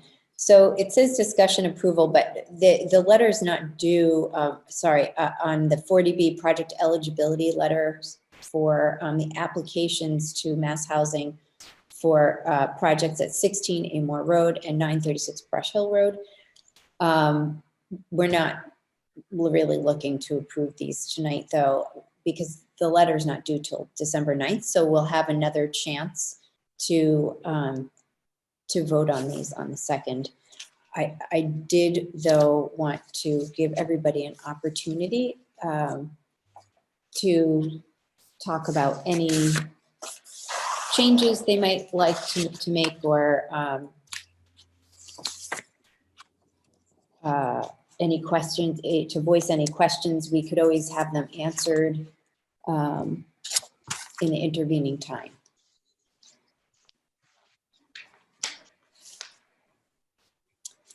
So I know I had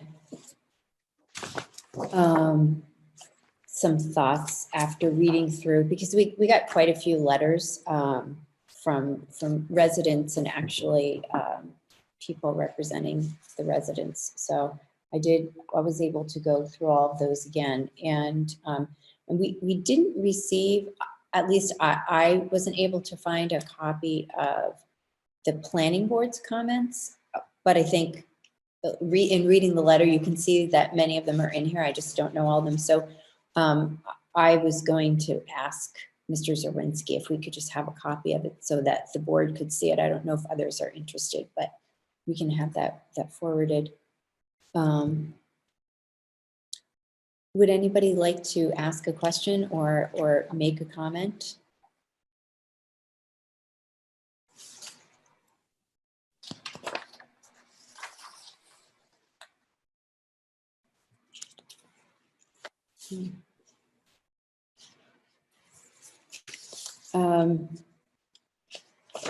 Did people have time to really go over to them and dig into them? They did. Okay, good. Just making sure, because you know, I know they're not terribly long letters, but there's a lot in them. So I just so do I understand that in general people are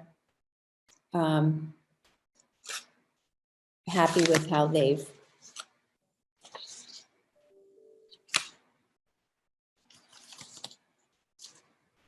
been written?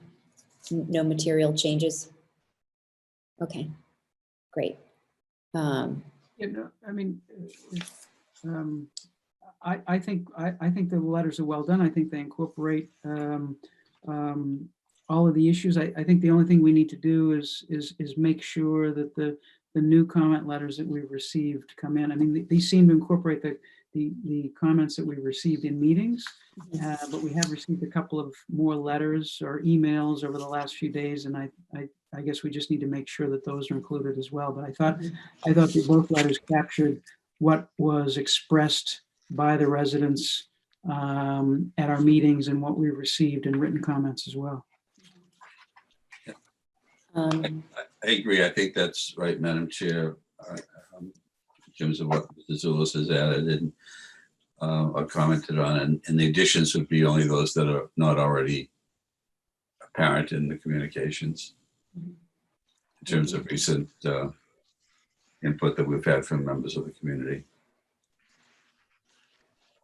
Madam Chair, I had just a few minor comments, but I'd like to take some additional time to go through them and submit them to Tim for the next draft, since we have some additional time before we have to sign these and submit them.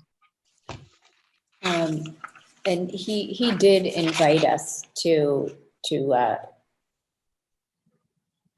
submit more comments to him that we have.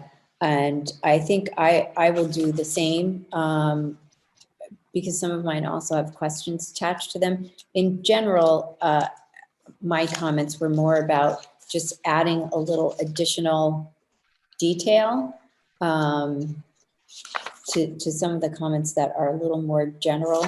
And that probably requires me to ask a few questions about how effective that actually would be at this point. So I will do the same. And I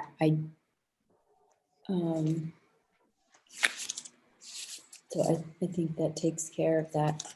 And I did want to say that I just noticed, Mr. Doherty, that I have to apologize to you because I did not realize that you had been promoted, and I did not acknowledge you during our last agenda item. So my apologies for that. So I'd like to back up for a minute, and if you would like to be recognized to speak about the 4LEA letter, we'd be happy to. to hear from you. Thanks. I would only take 30 seconds to say that there was a helpful comment made by Mr. Doyle with regard to, on the draft, page 55, and the question about the complaints in 2020 on 4L as they related to earlier years. And it turns out that I think COVID did have an impact.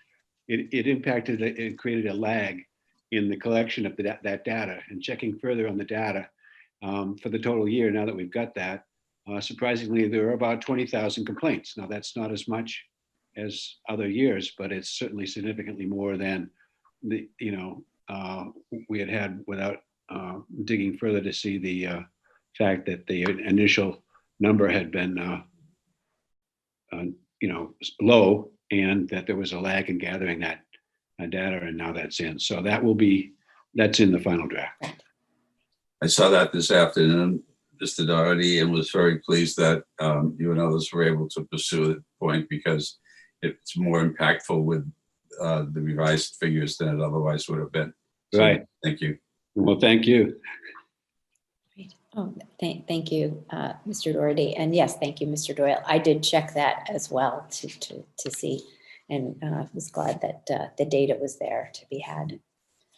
So thank you again, Mr. Doherty.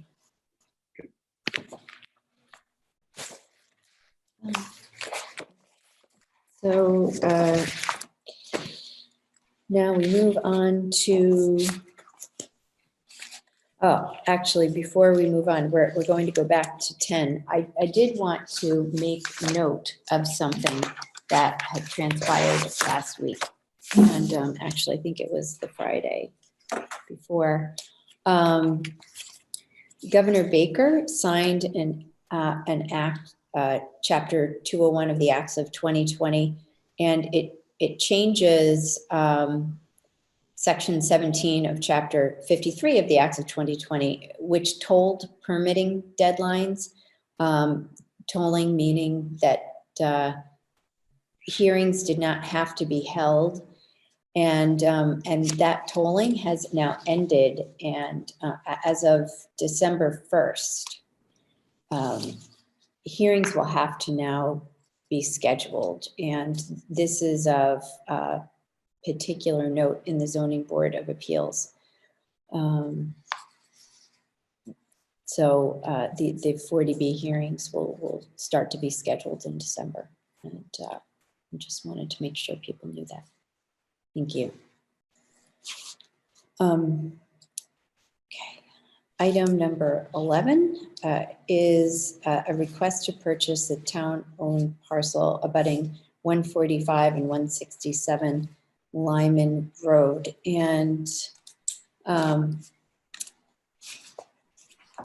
I know that Ms. Conlon has had the chance to read through the lease, which I've not.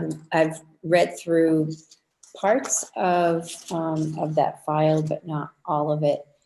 And we've gotten some maps updating our understanding of the access points into the golf course, which Ms. Conlon also asked for, and Mr. Bishop was able to provide to us. So we have a little more information. I think we're still gathering some information. And I actually was hoping to hear questions that people have, but also, Ms. Conlon, if you wouldn't mind updating us with your understanding of information that maybe we still need that could be helpful to us considering this matter.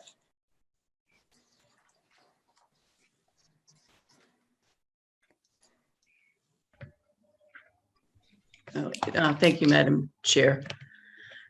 I did ask the chair if I could speak to this for a few minutes, because I've been doing some research since we went on the site walk in October. And this comes in as a very reasonable request from an abutter to town property that's not currently used as a park or being used for municipal purposes. And the further you get into the due diligence, there's a lot of issues that the lease raises that that I wanted to start looking into. And we've heard from some neighbors and some other interested residents of the town about public access. And it seems to me, after looking at the lease, that there's a couple of issues. When this first came up, my thought was on the future use of the town's land that's leased to the golf course. That's a 50-year lease. It's going to expire 32 years from now. So we're a generation away from any decision on what the future of the golf course is. But some former landfills have been used for properties for projects like solar farms, or for recreational use like the golf course is, and it seems seemingly less frequently for development such as housing, or any mixed use development. But again, we're far away from any decision on that, because the lease to the golf course is in effect for another 32 years. And it may well be that the town decides to extend that at some point. We just don't know. So it seemed to me that because this is an access point into the lane that's leased to the golf course, we need to take a look at the lease. And some neighbors have told us that this is, especially during the pandemic, this access point on Lyman Road has been a way for a lot of people to walk through the golf course during the winter months and just go up there for exercise and for passive recreation. So I think we have issues relating to the future of the golf course and the current and historic public access. In looking at the lease, what caught my eye was section 21. And section 21, in essence, requires the golf course throughout the entire 50-year term of the lease to allow access to pedestrians and horseback riders through the leased premises up to the Blue Hills Reservation. Now, I think John Cronin, former town administrator, had reached out to all of us by email with his thoughts, and I called him to get a little bit of background. I also called former selectman Rick Neely, who was on the board when the lease was signed and was very involved in those discussions. And I asked him, what prompted section 21 to allow this public access through the golf course to the Blue Hills Reservation? What he told me was that there had been a stables in that area, and there was a request from the operator of the stables who wanted to be sure that horseback riders could access the reservation through the town-owned property, but that the request also came from residents on Quarry Lane and Lyman Road in those neighborhoods. So it was heavily negotiated with the Quarry Hills Associates, which is the operator of the golf course. From what Rick told me, the golf course operator was very resistant to it, ultimately agreed to it because the town required it as a condition entering into the lease. But that, the golf course naturally was concerned for the safety of people on the golf course while golfing is going on, which could create some real hazards. There are some other access points, and Alan Bishop has put together a lot of maps for us to the property. And when we had our site walk, there was some questions that came up about other access points. The main access into the town-owned property is the former dump access road, but the secondary points would be through Quarry Lane, Bailey Ave, and Orchard Street. And Fuller's Lane was also mentioned, but that actually provides access to the Quincy portion, so it's really not relevant to our consideration of any secondary access. There are two spots on Lyman Road. One is the parcel in question that the resident has asked us to potentially sell, and there's another entry point a few doors down. It's actually the former paper street known as Ash Street. And it's between 79 and 91 Lyman. So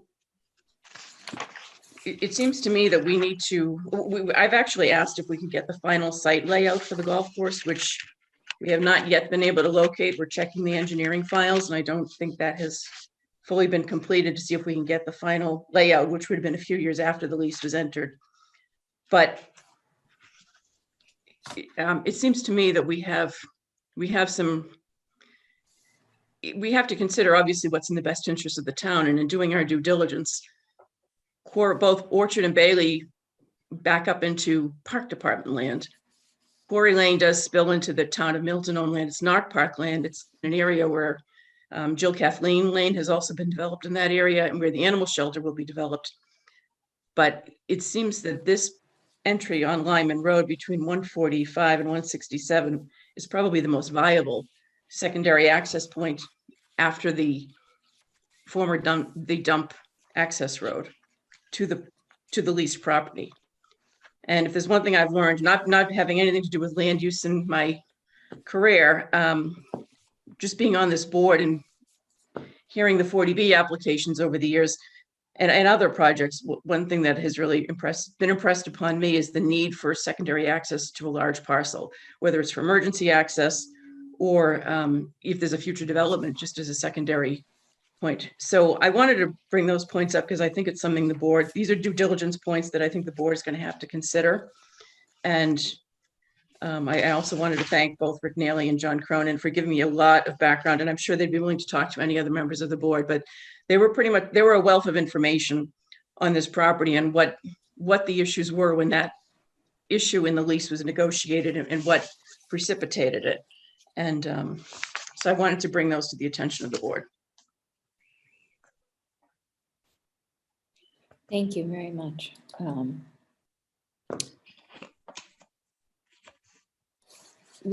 Do any other members have questions or comments? Mr. Doyle? Thank you, Madam Chair.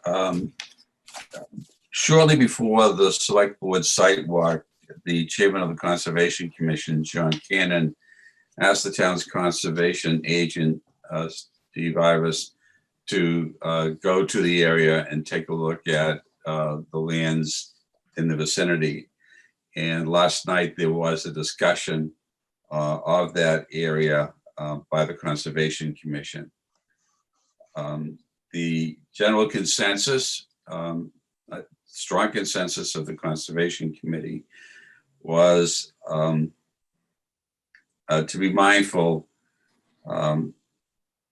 of the benefits of open space accruing to the public, because there was a large amount of open space at the end of the property in question. There's that gives access to.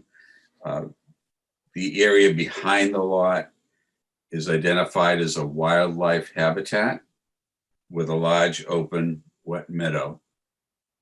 Very appealing, attractive. The sense was that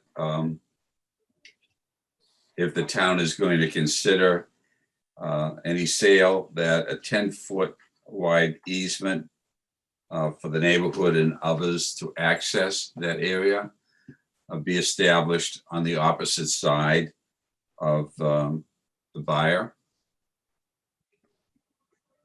And it was also advised, something that was reflected in the communication that many of us received today from Lee Toma, that we do more in the way of public markings of access ways to lands with vistas and opportunities for recreation, passive recreation, etc. And I had mentioned to some of the people on the Conservation Commission that the Select Board had recently approved their recommendation for conservation signage. So that gives you some additional information that I hope will be helpful in the deliberations that occur with respect to the Lyman Road property request. Thank you, Mr. Doyle. Madam Chair. Yes, Mr. Wells. So, especially with regard to Ms. Conlon's points, some historical aspects, and also that section 20, is it section 21, Katie, or article 21? In the Section lease? 21 of the lease. Section 21, yes. So familiar with section 21 from my prior job. It is an area that does draw police attention from time to time because of its use, and sometimes it's late night use. But with regard to the horse farm is still there. There still is quite a bit of horse activity that takes place up there. And I concur with almost everything Katie said. My point is actually a question. Is to your first point about the future use, which has been on my mind since we walked it and since this first came up. because 32 years, we're not going to be here, but who knows what could happen in 32 years or 42 years. If we were to do this, could we lease it versus selling it? So that at some point, 32 years from now, we had the right to take it, but, it came back to us, should we need to use it? Because to the open space point, to the egress point, and to what could potentially go there one day, I'm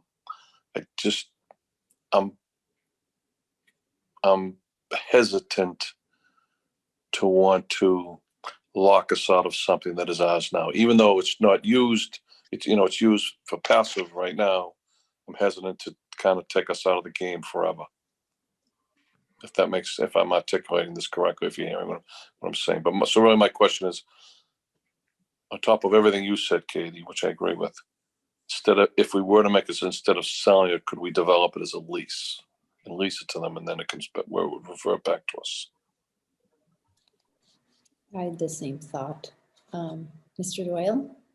Question for Richard. Would that lease concept include provision for the 10-foot wide?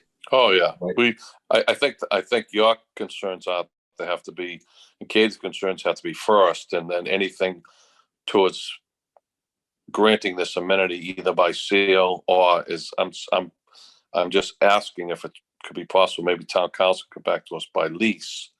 That has to be, I believe, I'm sure you're going to agree with me, has to be at the forefront of this before we do anything. Mr. Zulus, did you?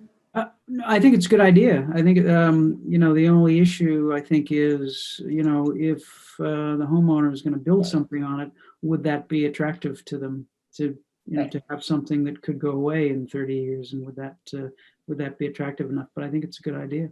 Right. Yeah. To look into. I mean, there's so many things. I thought that didn't they suggest to us some type of garage, or it wasn't like an extension of the primary dwelling. So, to Michael's point, something modular that has like a 30 or a 35-year life to it, and that could be, dismantled at some point should we need to take it back at the end of the lease. But I'm just, as Katie will remember, and I don't know whether either Mr. Cronin or Mr. Neely articulated, is there are still those that have twangs in their stomach just over the Quarry Hills lease, and that, with regard to how the town made out. So I'm just really hesitant about doing this in a permanency, and if we could do it, which would help this person's request, but still retain our rights for future use, and include, as Arthur and the Conservation Commission has discussed, their concerns as well. And I think it maybe all could be accomplished if it were to be done, but I'd be more inclined to lean that way than I would towards an outright sale.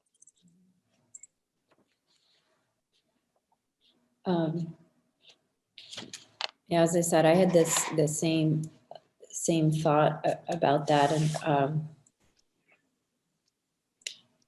I think for me, I couldn't imagine doing anything without an easement, something well defined, and the resident who offered to buy it also had mentioned an easement as well. So, but I do still have questions about the culvert, the condition there, and what kind of access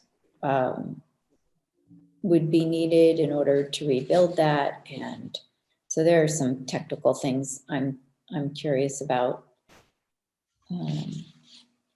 issues with the pipeline, and so I'd still like to have those answered in addition to all the questions that Ms. Conlon has. Madam Chair, so I'd still like to see the final site plan layout, if we can locate it, and I'm hopeful that we will. I know town council has checked his files. If we cannot locate it at town hall, we may need to check with the golf course operator to see if they have a copy handy that we can get a copy from. I think Mike Zulis's point is a valid one for if there were to be considered a lease, would that, you know, would a homeowner want to build a structure on a property that would be a finite lease term? You know, it's only been 2 decades since this golf course lease was entered into, but in this general area, there's been, you know, I would characterize it as a fair amount of development and potential development already. We did have the wind turbine proposal that unfortunately was not approved. We had an adverse decision in an arbitration about 10 years ago. Jill Kathleen Lane has been built. The animal shelter is hopefully one of these days going to be built sooner rather than later on adjacent parcels to the dump access road. So I am still concerned that this access point off of Lyman Road is a much more viable secondary access than any of the other points, including the other point on Lyman. And I think we should at least take a look at the site and layout to make our determination as to really what's in the best interest of the town here, both current and future, because we've been told by a number of neighbors that, including Mr. Dennehy, who's also a neighbor of this property, that there are a lot of residents who use this access point into the golf course land and to get up to Blue Hills Reservation. So I think there are questions in terms of a lease that we would need to explore, but I'd like to see the final site plan. Just to see it, because that was supposed, if you read the lease, that was supposed to address the public access along with many, many other things. So I'd like to see what language is in the final site plan relating to public access, to see if it, you know, if it says anything specific about this access point or any of the other access points. So I think we're still in a due diligence phase. Right. What's the ballpark date for that final site plan? What's the year that it should? It would be the early 2000s. Rick Neely thought it might have been, you know, in the 2002, 2003 timeframe. Okay, just because I saw in the correspondence folder a letter dated April 13th, 2006, referencing a letter from the Executive Office of Environmental Affairs dated April 12th, 2006,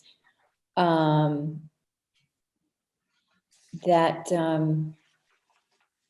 there was a relaxing, I guess, of hiking trail requirement by the EOEA, and I just wondered what impact that has on the town, and that doesn't seem to be what was originally negotiated. So I don't know if you saw that. I have not. Okay, well, I'll send it so that you can take a look at it. I can have Mike send it to everyone if that's helpful.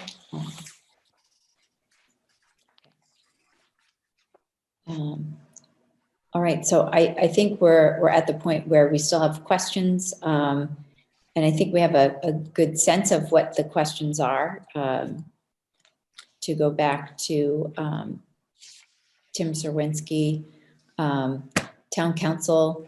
Also, it seems like as if we might need to go to the golf course operator as well, and maybe have Mr. Serwinski have a follow-up conversation with Dr. Vias. So yeah, I think this should be a conversation with the homeowner about where we're at in the due diligence and what the continuing interest might be, knowing some of the additional information we've determined at this point. Right. Okay. Madam Chair, if I might. Yes. I believe Dr. Vias is on the line. He's an attendee here this evening. And there are some other things we need to take a look at. I have Chase Berkeley tracking down the easement that's in place and all of the plumbing, for lack of better terms, that we saw during the site visit there. So Right. yeah, but Dr. Vias has heard the testimony this evening, but I can certainly follow up with more descriptive communication. So thank you very much, and thank you to Chase, because I am curious about everything back there. Oh, Mr. Doyle. I just wanted to ask Mike, Madam Chair, if we could get another plan, one that's more of an engineering plan of that piece of property. I could only estimate from the various documents that we have that it is approximately 37 feet wide. And if that's the case, and it has a 10-foot easement going through it, then you have only 27 feet to the doctor's property line that's being talked about. Okay. And if there is going to be an easement, whether it's leased or not, then what would the utility of that easement be? Sure. Very good point. Yeah. Some of these maps are quite dated. Yeah. I don't know if you saw the map that was distributed about Ash Street and the paper street that Alan Bishop found. But very helpful to have. Yeah, he's part detective and part bloodhound sometimes, but he finds the maps and to your point, Member Doyle, Secretary Doyle, some of them do need a better view so we can find out the parameters of distances and easement lines. Madam Chair, could I also just mention, I think we should also just keep in mind that, over the years, there's been, even in recent years, there's been some discussion about the town-owned parcels there, recognizing that there is parkland off of Bailey and Orchard. I think even Mr. Dennehy, since he's been on board as town administrator, there's been some talk about considering some of that land for maybe a solar farm. That really has not proceeded, obviously, but even the housing committee, I think the master plan might identify some of these parcels, the town-owned parcels near the animal shelter, as potential site for housing at some point. I'm not talking about the golf course leased land, but the other parcels near it. So I think we should be keeping all of that in mind as we consider these access points. It seems that what kind of comes in is a very reasonable, simple request because the property is really underutilized and only used as an access point at this stage. The more you dig into the lease and some of the issues surrounding the Ash Street Paper Street, and I got a lot of history on that from both John and Rick, because it was an effort to put a playground in there, or I think 2 playgrounds when the golf course was being built, and there was neighborhood opposition to that. So there's a lot of related issues here and history with this general area that we should be thinking about as we continue to consider the request. Right. And well, I actually didn't have a chance to go look at the other access points. Since you did you notice, are they being used as actively? Is there a trail? Yes. Oh, okay. Yes. Yes. They all have trails. Okay, thank you. That's just. In particular, it looks like from Quarry Lane. Richard, you probably more familiar with it than I am, but it looks like either Orchard or Bailey, one of those two had, or they each have kind of a fence at the end. They dead end there, but there's a lot of wooded trees area, and there was a lot of ledge on one of them. I forget which street had a lot of ledge visible. I think it was a Bailey, and at Bailey. the end of Quarry or Orchard, one of them, the residents kind of take care of it. They mulch it, and they planted some shrubs in there. Yeah, I mean, it's just, and the ledge issue comes up. Michael, you can tell Michael Dennehy, the ledge issue is kind of everywhere. Wasn't that part of some of your concerns too about solar going in because of the ledge?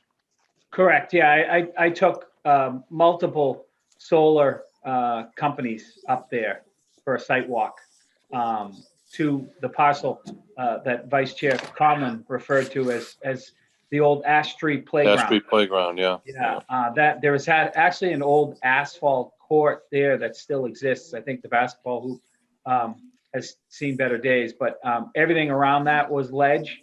And I think it, quite honestly, it scared some of these contractors away. The infrastructure cost and construction costs to establish what they need for a solar farm would be outweighed by that cost. So that they kind of didn't come back to talk about it. Yeah.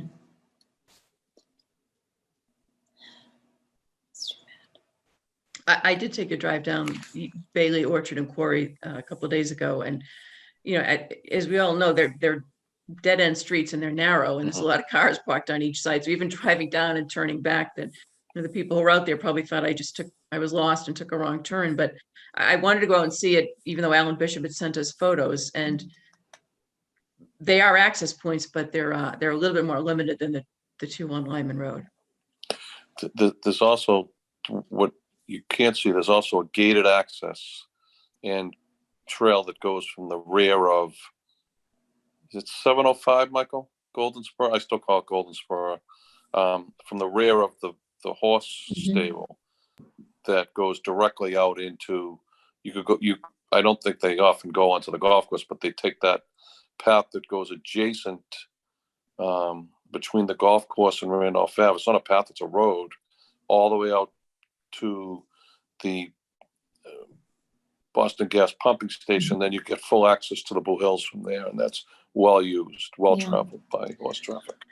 Right. Well, I mean, I don't know that there's a stable there anymore. I used to take that route.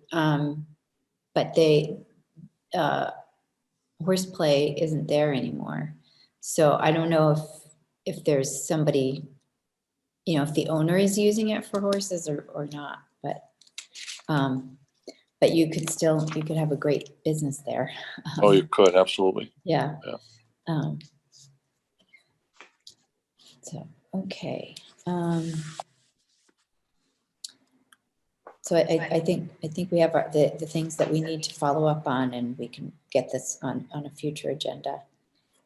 And so item 12 is February 1st, 2021 town meeting. We're looking at a timeline that has us closing the warrant on, let's see, I think it's, actually, December 2nd. it's not on there. Yeah, I thought it was December 2nd. There it is. Yeah, so we're closing it to close it on December 2nd. So I know it's been and then we would approve it on January 6th. I know that we have opened and closed the warrant when we have some, an additional article or to take an article out. And Kevin is of the opinion that that's not necessary, but he'll be giving us some guidance on that, so we can, even if we close the warrant, if something needs to come out or go in, that we would still be able to do that. So that's good news. Are there any questions about the timeline? I'll move to approve the timeline for the production of the February 1st, 2021 town meeting warrant as presented.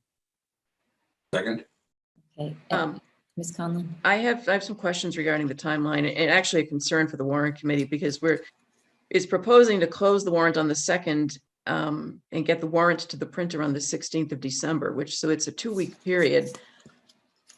I think that's really tight in December with holiday, even though we're in a COVID environment, and I'm sure holidays are and holiday events and celebrations are cut back.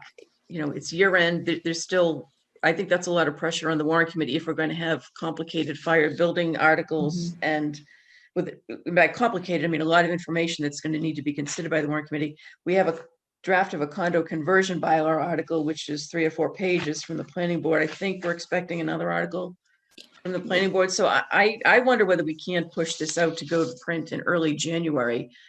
There is a note that the printer's on vacation from the 28th of December to January 1st, but I think this is a timeline that's giving the printer a lot more time than they may need for a few articles, and insufficient time for the warrant committee to consider some pretty complicated articles. So I wonder whether if we can make that change, and if we have any guidance from the fire building committee on whether they are in fact going to be going forward on February 1st. Since they weren't here tonight, is there any update there that that we might be able to get, or is there any concern about the February 1st date? Since we said it, but we had also talked about maybe changing it if the fire building committee wasn't going to be ready. Right. I just wanted to raise that. Mr. Wells, I think, can speak to whether they're ready on the 1st. I am personally a little nervous and would be happy to push it out to the 8th. I did check with April Anderson, who's the chair of the planning board, and they don't have a problem pushing it out. But Mr. Wells, would you like to to talk about whether they'll be ready or not. The fire station building committee, if they could actually get their article to us, or our articles and the recommendation to the warrant committee in time. It's a good point. I did hear you. Okay. Let's put my earplugs back in. I don't know. I will say this. So we're going to talk again tomorrow, Mr. Walsh, Mr. Clark, and I. So I will address that right away as soon as I speak with them. Okay. I'm hopeful that that they could. So, but I don't want it to float out there, to Katie's point. Right. So I guess, Katie, your question about whether we could push that out to the printer another week is really, that's an important question to get answered, because we will have, we're not going to look at the condo conversion bylaw. I did just get an email today saying that there are some things that they're reconsidering this evening, or not this evening, they had to move their meeting, that at their next meeting before our meeting on the 2nd. So we won't really be talking about that, but it should be, the condo conversion bylaw should be ready. I don't know if an accessory dwelling unit bylaw draft would be ready, but you're talking about that, and we have also the CPA committee. So we'll have an article establishing that. That should be fairly cut and dried, but it's another article. And then, yes. Well, I guess, Madam Chair, if we're just talking about setting a date to close the warrant for articles, I'd be okay with that. The motion was to approve the timeline. I think the timeline is what's tight for the warrant committee. If we Right. want to just open the warrant tonight and set a date of December 2nd to is the date to close the warrant for the submission of articles, I'd be okay with that. I think we just need to adjust the print deadline and give the warrant committee a little more time, and frankly ourselves a little more time too, because this is right. calling for us to approve the warrant on the December 16th, and then during the holiday season, kind of get the final changes to the printer by December 22nd. I think that's going to be just too tight for all of the boards Right, and right. staff. Right. So if we could revise the motion, or maybe the friendly amendment to just to set December 2nd as the closing date for the February 1st special town meeting. Yeah, I'll withdraw my motion, and I'll move to set December 2nd, 2020 as the closing date for the February 21st, 2021 town meeting warrant. Excellent. All those in favor, Ms. Conlon? Yes. Mr. Doyle? Yes. Mr. Wells? Yes. Mr. Zulus? Yeah. Myself, yes, that's great. Thank you very much. And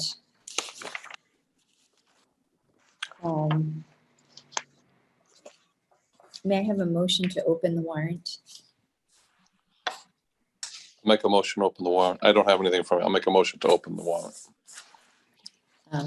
You can add, someone can add if there's words that I need to add there. For February 1st, For February 1st. 2021 special town meeting for the submission of What you said. articles. What you said. Okay, Second. thank you. Thank you. Did somebody second it? If not, I'll second it because I think it follows along with Mike's motion. Mike did. Okay. Okay. I didn't hear it. Thank you. Thank you. All those in favor, Ms. Conlon? Yes. Mr. Doyle? Yes. Mr. Wells? Yes. Mr. Zulus? Yes. Ms. Collins, yes. Excellent. So really, the only article that we have for, we may have another article from the planning board too. So we may have 3, but really we have a draft article which really needs some work. And that is the Community Preservation Act article to establish a community preservation committee. And I see Mr. Freitag has joined us. And I'm wondering, Mr. Freitag, if you're joining us to talk about the next steps for the establishment of this committee? Yes. Thank you. Yes, good evening, Madam Chair. Kevin Freitag, Office of Town Council. I'm happy to take the first stab at revising the article that Allison Quinn forwarded. Our office has written a few of these for a number of different communities, so it's something that we have sort of a template for and that we can use. And basically what it's going to do is it's going to create a bylaw for Milton that will determine the composition and the manner in which the committee is created, whether it's by election or by appointment, whether it's 5 or 9 members. 5 members have to be set from certain groups, including the Conservation Commission, Historical Commission, Planning Board, Parks, Housing Authority. But then there can also be 4 other appointments or elected positions. So those are sort of the pieces that go into it. And again, like I said, happy to put that together, and that shouldn't take very long at all. Thank you.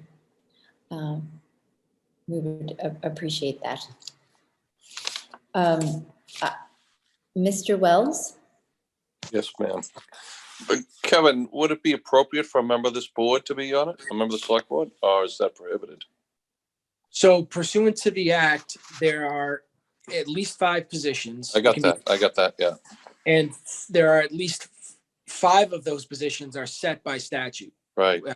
So if you want to have a member of the select board on it, that's doable. In the bylaw, you would simply expand the board from 5 to however many additional members you felt were appropriate.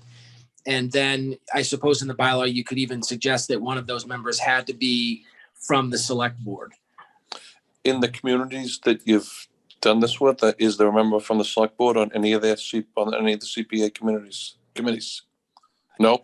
I don't know that answer off the top of my head. Okay. I'm not thinking for me. I'm asking for perhaps some of the other members, and I'm not sure what they even think of it.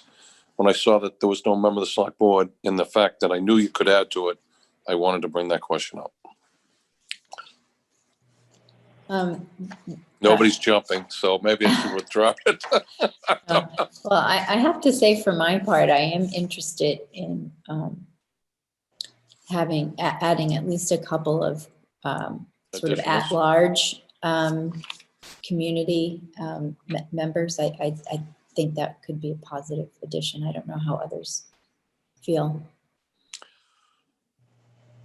Oh, yes. I'm fine with that myself personally, but I just was concerned. My question is more directed for us. Mr. Doyle? I would agree with what's being stated and suggest considering the breadth and depth and diversity of involvement that we would want beyond those that are legislated, that having a committee of 9 would probably be in the best interests of the town. And if that's the case, maybe Kevin could advise us as to whether or not that's the sense of the select board. That's how the warrant article should be written. And then if it's needed, does the select board need to take an action with such a recommendation? That's a good question. Mr. Zulus? Need the answers on that right now, but we'll need them shortly. Yes. Mr. Zulus? I agree with that. I agree with the 5 members dictated by statute and the 4 at-large members. And then to Richard's point, one of the 4 at-large members could be a member of the select board, but you're not bound to do that. So I think it makes sense to have 4 at-large members in addition to the Conservation Commission, Historical Commission, Planning Board, Parks Commissioners, and Housing Authority. And I should say that at the Affordable Housing Trust / Housing Committee meeting, the CPA was discussed because we were talking about the next steps that have been taken, because staff already started meeting on this. And the Housing Trust, the Affordable Housing Trust, is really interested in having a seat on there. So they were going to approach the Housing Authority to see if they could work at something out whereby they share the seat, or the Housing Authority, they switch off appointments or something like that. So I'll have to see what happened. I'm not on the Housing Trust, so I'm not sure what's happening with that. But just so that everyone knows that they are interested in serving. And they had suggested or floated the option of maybe the 6th seat, if we go beyond 5 in the town of Milton, might be somebody from the Affordable Housing Trust. So there'd be somebody from the trust as well as somebody from the Housing Authority. If Right. that were the will of the select board, should the select board be the appointing authority for the other 4 positions? Mm-hmm. Right. So one of those, hopefully, we could work out. Yes. Madam Chair, again for Kevin, if we did decide to go with the 4 at-large seats, I mean, and I'm fine with it. Actually, to Mike Zulus' point, I'm fine. It may be a member of the select board, may not be. At least it'll be at our discretion. Are these 4 appointments that come from this board? Would we be the appointees to that? Yes. Okay, I'm good with that. I'm good with that.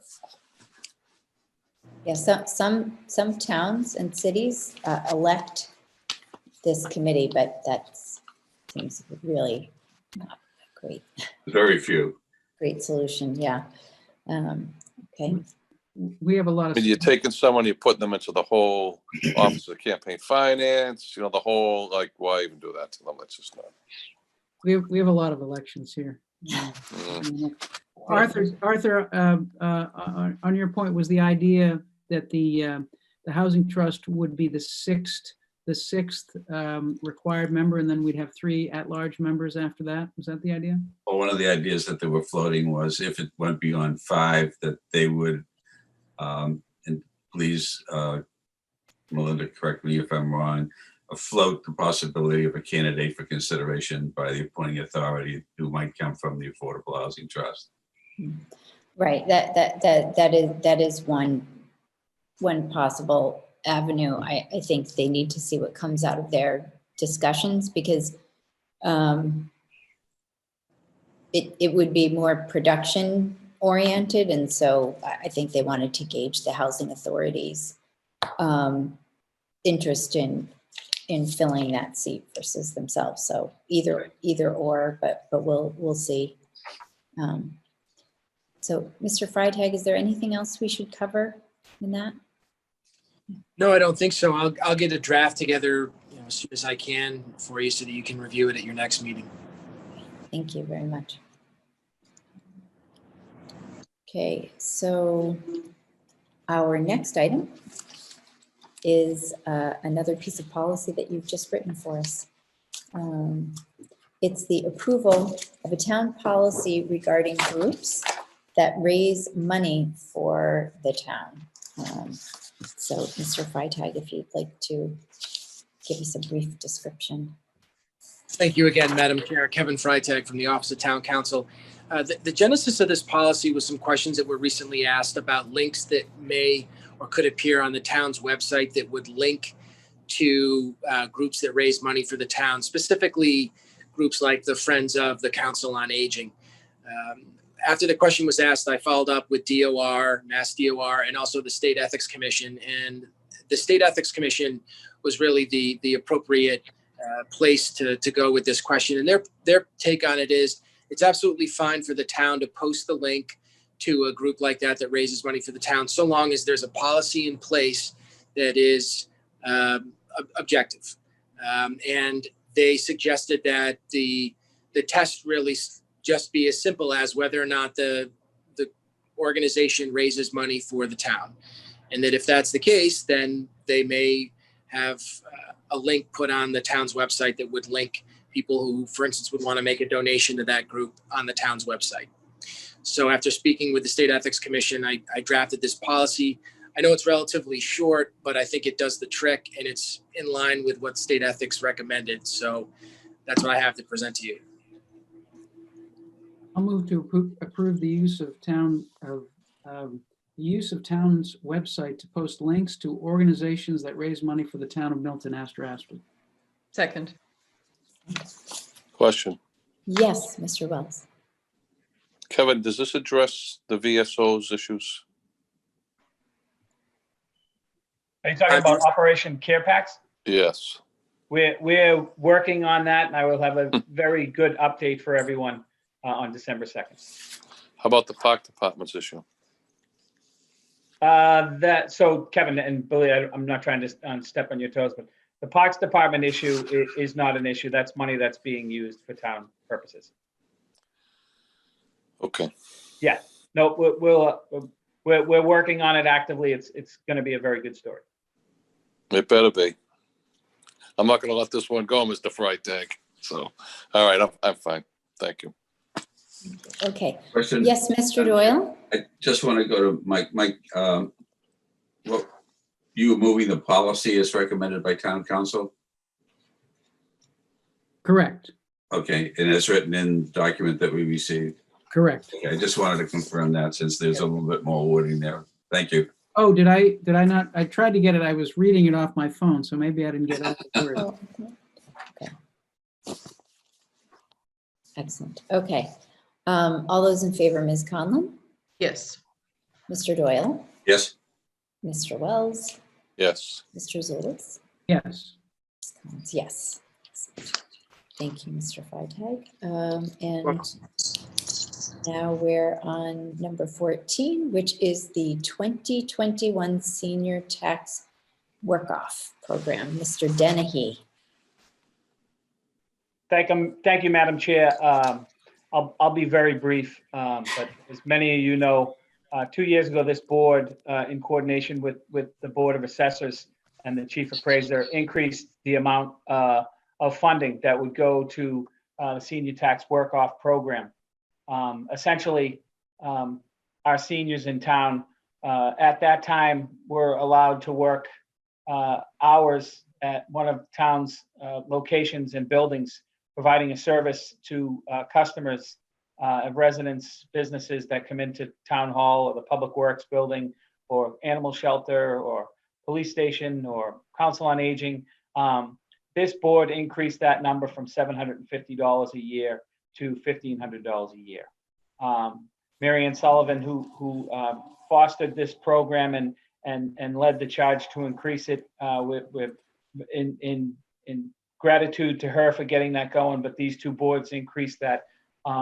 So as time goes on and the minimum wage changes, so the minimum wage this year will increase to $13.50 as of January of 2021. So it basically changes the necessary requirements for our seniors, and there's 25 spots available to earn $1,500 off of their annual residential real estate taxes. So in essence, what I'm bringing to this board tonight, and I see from the agenda, it's just a discussion, so I'll have to bring it back 2 weeks from today for approval. But in essence, each of the seniors, and in 2020, all of the hours have been completed. That's a very good story, which I can get to at the end. But in 2021, based on the math, $1,500 at $13.50 an hour is basically 111 hours each senior is going to have to work between January 21st and November 1st. We had 21 seniors sign up this year. It's a great program. I've said it over and over again. There's nothing like a smiling face, greeting people at town hall, welcoming people who are there to do business. So that's the scenario for 2021. I will bring it back to this board on December 2nd for approval. Again, in 2020, we had a little bit of a hiccup. We had seniors who worked diligently through the first 3 months of the year until COVID hit, at which point they weren't allowed in the building. So we worked feverishly with our department heads, and we come up to some very unique and successful alternatives. I want to thank Clerk Galvin and her staff. They and everybody who utilized these last percentage of their hours needed to accommodate the $1,500 last year. They really helped out with vote by mail. We talked about the amount of vote by mail ballots that were sent in. A lot of the seniors, the majority of the seniors on this list supplemented their hours that weren't provided post-COVID with an assignment working out of the elections office and handling some of the early voting material as it was being processed, as it needed to be processed to go out to the voters. We have another member of this group, Marianne Welch, who is currently the clerk for the Social and Equity Justice Committee, which saved them their $5,000 that this board allocated to them to do other things with that. So there was a variety of things that were done to make up those hours. So it's a very good story for 2020. Christine Stanton has submitted those hours to the chief appraiser, who will attest to those and do what he needs to do so that each of these hardworking seniors can get the tax credit. And I just want to announce this year's program with the specifics I just mentioned. Thank you very much. I'm sorry that it approval didn't make it on there, but we look forward to that next week. I mean, in 2 weeks. Is there any compromise to the program if we don't approve it before the next 2 weeks, Mike? Or is that okay? No, it has to be. It has to be. Basically, this is free advertising tonight, and we'll get a second round of advertising in 2 weeks. Okay. We need people to sign up, and that's the last piece of the puzzle. Is they need to reach out to Christine Stanton. Very good question, Mike Members. They need to reach out to Christine Stanton at the Council on Aging. 617-898-4892. There are some watermarks that have to be met, and she can walk through the specifics. But I will say, in the success of this board doubling the number from 750 to 1,500, that program went from approximately 8 to 12 participants, I think, to 21. And always looking forward to filling every spot if we can of the 25. So I'll be back in 2 weeks, and we can talk about this again. And hopefully anyone that's interested can call Christine Stanton at the Council on Aging in the meantime. And we can publicize it on all the Facebook and Twitter and website and all of that. Maybe that'll help. Yeah. I do see a lot of the same names every year. We do have some people who, I think, quite honestly, they would work 3,000 hours a year if they could. They really love what they're doing, and it's really nice to see their friendly faces. So, yeah. What about boosting up the amount? Is that something we could consider? Yes. Yeah. So you can consider that. I can have Bob Bushway, now that his tax reclassification is in the rearview mirror, take a look at it. He did a very good job of reaching out to other communities when they took the steps necessary and how far they went with it. And then it all comes down to how you divide that by your minimum wage hours. Obviously, we're still in the midst of COVID, so we're going to have to work around some things. And I've already tasked some of the department heads with some administrative work that they do this time of year, some of the cyclical stuff they do to make sure that we get people on the books as soon as we can.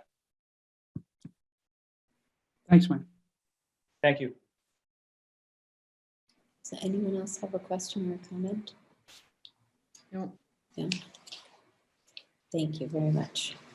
A good story, good news for everybody. So our next item is the town accountant position.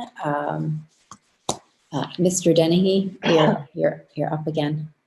Sure, and I wish our dutiful town accountant could be here tonight with us, but Amy Dexter had a previous engagement, so she did meet with the finance subcommittee this morning. As many of you are aware, she'll be taking position with the Milton Public Schools in early December. First and foremost, we want to thank her. Personally, I want to thank her. She's been a stalwart in my administration since I got here. There's not too much about this town she doesn't know. And if there is, she's the first one to dig into the warrant and find out what took place. So I want to thank her for her years of service on the town side, which precedes me. I think a total of 10 years as town accountant, and wish her well over at Milton Public Schools. Very big loss, very big shoes to fill. We spent some time talking about how to go forward with this. As the viewing audience, I think, knows, and I know this board knows, I was a proponent of the CFO model. I thought this was the best way for the town to go. I appreciated all the work that the Town Government Study Committee had done. And in a perfect world, I would have taken page 72 from the October 2018 town meeting article and presented that as the next job posting. But that's not the world we live in right now. So having said that, we sat down. I talked to a couple of people in the industry, former City of Boston Chief Financial Officer Dave Sweeney, showed him the job posting and talked to him about what might be out there. I was comforted to find out that there is a good work group out there. It is a very specific set of skills that you need for this. Municipal finance is not something that is taught in colleges. It's something that you dive into. I think that's why you see municipal finance people stay for 25, 30, 40 years sometimes. And they are an institution and they are a wealth of knowledge. So the personnel board agreed to the minor changes to the job posting, and it was posted this morning. So it's a pretty fast moving current. Vice Chair Conlon brought up a good point that, you know, if we don't find the right person in this first go around, talked about possibly doing an interim. So there was a firm that helped usher Amy in the transition 10 years ago. We reached out to that firm. There is some availability for days a week should this process not net us something that we're looking for. Additionally, Pam Dukeman, the CFO from Westwood, has been speaking with HR, ATA, Paige Eppolito, and she's confident that there's a talent pool out there as well. But just in case, we have a plan B where we can come in and bring in an interim person, obviously to get us through this very confusing and ambiguous fiscal 22 budget season. Any questions or comments?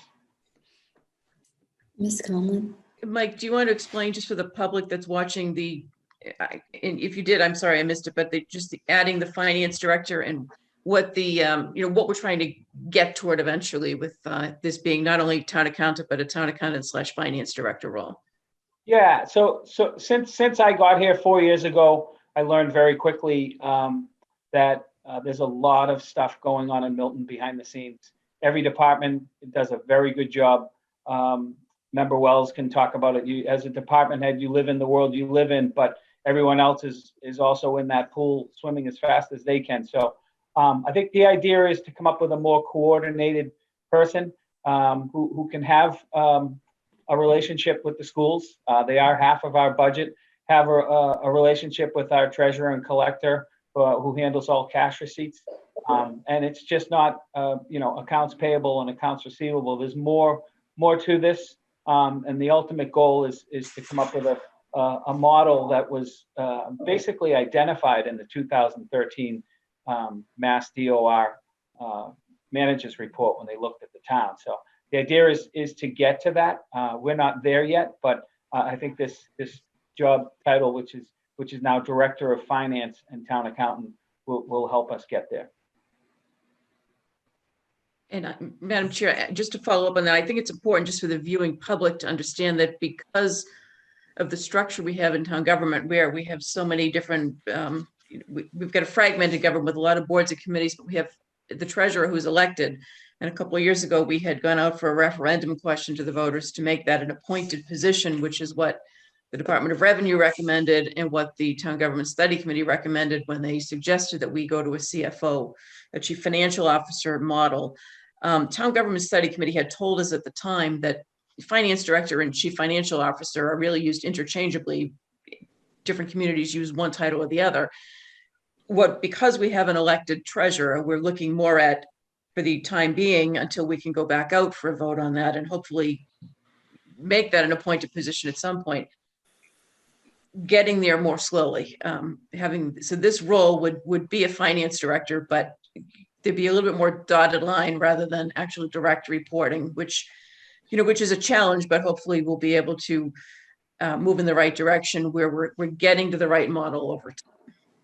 So I thought, just for the viewing public to understand, that's why when Mr. Dennehy referred to a job description in the 2018 warrant, the voters did not, town meeting passed the CFO model, but it was contingent upon the voters making the treasurer's position appointed rather than elected. And as a result of the voters not approving that, we still have a bit of a fragmented financial reporting system in town, which many other towns have changed in recent years and have gone to an appointed treasurer. And this is really an important point.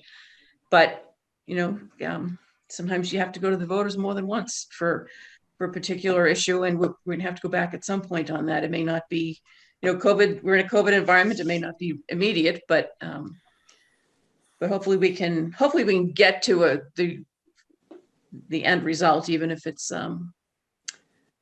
not quite the model that we had in mind a couple of years ago. Thank you. Mr. Zulus? I'll just say to that end, at the risk of repeating a lot of what I said this morning, I think to the extent that we have informal synergies between the new director of finance and the cash management responsibilities of the treasurer, and informal synergies between the new finance director and the assistant superintendent of business, it seems to make sense to try to formalize, in some respect, those synergies. So we are working together, and the school finance department is working with the town finance department and working with the treasury department rather than being so siloed. So my hope is that we can formalize some of these dotted line synergies between these different finance arms, so that we have a coordinated effort. And I hope we can do that over the next 6 to 12 months. Right. And go ahead. Go ahead, Katie. I'll go after. No, I was just going to say, I agree with that, with what Mr. Zulus just said. And I think it's should be fairly easy to do with the schools, because there was buy-in from the school committee when the town government study committee put forward the CFO model. So I think that should be, I think that's something that there should be acceptance on the school end. And when we've had cooperation with the schools and the assistant superintendent over the years. So I think we're going in the right direction there. Mr. Wells? Thank you, Madam Chair. I'll be brief. So first, I think I was going to use the word synergies, but to the synergies that Mr. Zulus refers to, I think we learn early and very quickly when you're in this role that life is baby steps. And I think those synergies began when Assistant Superintendent Pavlicek arrived, given the fact that he came from his time in the warrant committee, his time in the school committee. I think that's been a benefit. And I think that as much as I will miss Amy, because as a department head, and I was a deputy chief when Amy arrived, Amy was a breath of fresh air, and she arrived at the right time. And I think her work and her legacy here will continue in building that bridge, and to use your word again, Michael, the synergy that we desire between the school side and the town side. And in the end, and I say this very often, in the end, we all share the same zip code, 02186. And I hear Katie's point as well. While we're not getting the whole apple, we're getting a bite of the apple. And for any resident that's watching this tonight, I think that this is a prudent move for the residents of the community, taking a step in the direction that will be a positive one for all of us. And I really wish Amy the best. She's been great, both, as I say, my time as chief on this board, and especially the relationship which she had the last 2 years with my time on the capital committee, which she chairs. She'll be missed there, I can tell you that. Thank you, Madam Chair. Thank you, Mr. Wells. Yes, I have to echo everything that's been said about Amy, and she's on her way out, and still trying to make sure that we're all taken care of, and we're off to the best start that anybody could be, given the FY22 budget outlook. So yes, I'll miss just calling her up and hearing her insights into the town budget and operations. But we will have a new wonderful person, I'm convinced. And she isn't far, and we have a new way to be working with her. So Did I just hear you say she isn't far? she's not going to be far. She's going to be Oh, at Amy, the schools. I'm Yeah, like, I Amy. thought you saw the new person. I'm like, No, Amy won't be far away. She'll, Okay. we'll have a new way to be working with her. So, okay. The next item, 16, is approval of a nomination for our town administrator, Michael Dennehy, to join the MBTA advisory board. And does that come with a stipend? I'm only kidding. Sorry, Madam Chair. I'm only kidding. Less than your stipend. No, it does Yeah, not. I know. No kidding. Take it then. Very briefly, so Brian Kane, who's on the advisory board executive committee at the T, reached out in October. I have been participating in their e-board meetings just as a participant and watching. But their advisory board's enabling legislation, and let me read this, provides that the body may delegate its power of approval to an executive committee formed and elected pursuant to the duly adopted bylaws of the board and constituting among its members at least 1/2 of the total weighted vote of the board. Basically, the brief of the executive committee and its powers and duties are: act for the advisory board on almost all matters, nominate members of the advisory committees, oversee and advise employees and consultants of the advisory board, and recommend amendments to the body's bylaws. What I'm looking for tonight is for this board to allow me to accept a nomination. I participated in the call last week, led by Mayor Koch, Mayor Arrigo from Revere, Vineet Gupta, who I worked with in Boston. He works for the transportation department. Todd Corain from Brookline. There's just a plethora of great government minds on this board, spread out across the Commonwealth. So I would certainly accept the nomination. About an hour or two every month. They met yesterday. I couldn't make it. I was double booked, but yeah, so it's something I'd be very interested in doing. Obviously, our work on the traffic mitigation committee led to many findings, and one of them was a better MBTA presence in our town, and an improvement to the current MBTA presence in our town. So I'd certainly love to have a voice on that board for the town. Mm-hmm. Yeah, I have to say I was really pleased when I got an email on this, because I think it's, first of all, I appreciate your attending these prior to being nominated to be on the executive committee, so that Milton has a voice. And also, I think it's a feather in our cap, and it furthers our intention to become more involved in regional partnerships. So a lot of great people, as you said here. Mr. Doyle? Madam Chair, therefore, I will move to approve the nomination of Town Administrator Michael Dennehy to the Massachusetts Bay Transportation Authority Advisory Board. Second. Any discussion? All those in favor, Ms. Conlon? Yes. Mr. Doyle? Yes.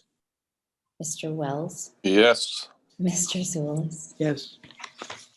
Yes. Great. Thank you. Thank you very much. I appreciate it. Yeah, As the omnipotent Jeff Mullen said, he can hear the buses rumbling up Adams Street right now. Wonderful. So item 17 is reappointments and appointments to the Shade Tree Advisory Committee. So may I have a motion?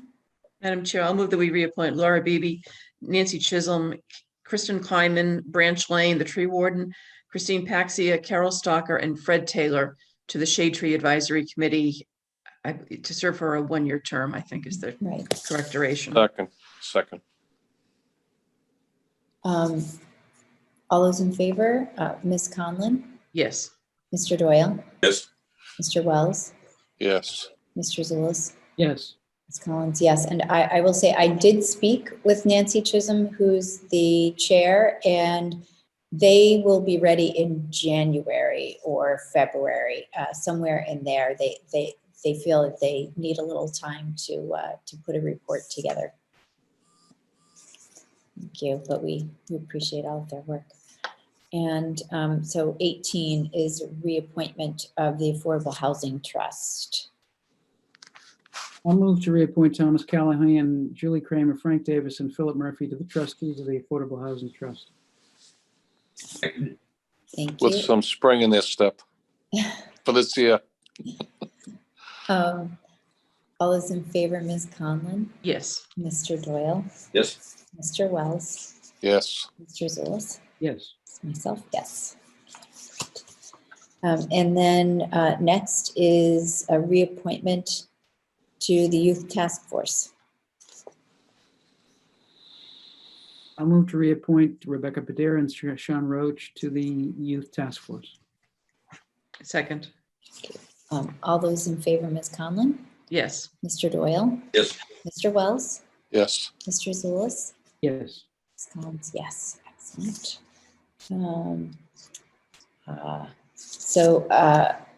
We have a $10,000 payment in lieu of taxes from the Mary B. Wakefield Estates, and this is a very, very much appreciated. It's an unsolicited pilot payment by one of our beloved institutions, historical institutions, and I would say environmental as well. The programs they have there, and their dogwood garden, and just a wonderful, wonderful partner and asset to the town. I'll move that we accept the payment in lieu of taxes in the amount of $10,000 from the Mary M.B. Wakefield Charitable Trust. Second. Go ahead, Richard. Again, thanks up. All those in favor, Mr. Doyle, Yes. Ms. Conlon, Yes. Mr. Wells, Yes, special thanks to Mr. Cronin. Mr. Zulus, Yes. Ms. Collins, yes. Do you want to explain that, Richard? He's a member of the Wakefield Trust, and it is something that is very near and dear to him. Thank you, too. And we don't have meeting minutes to approve, so we will defer that. And future meeting dates, so December 2nd, the 7th, which is town meeting.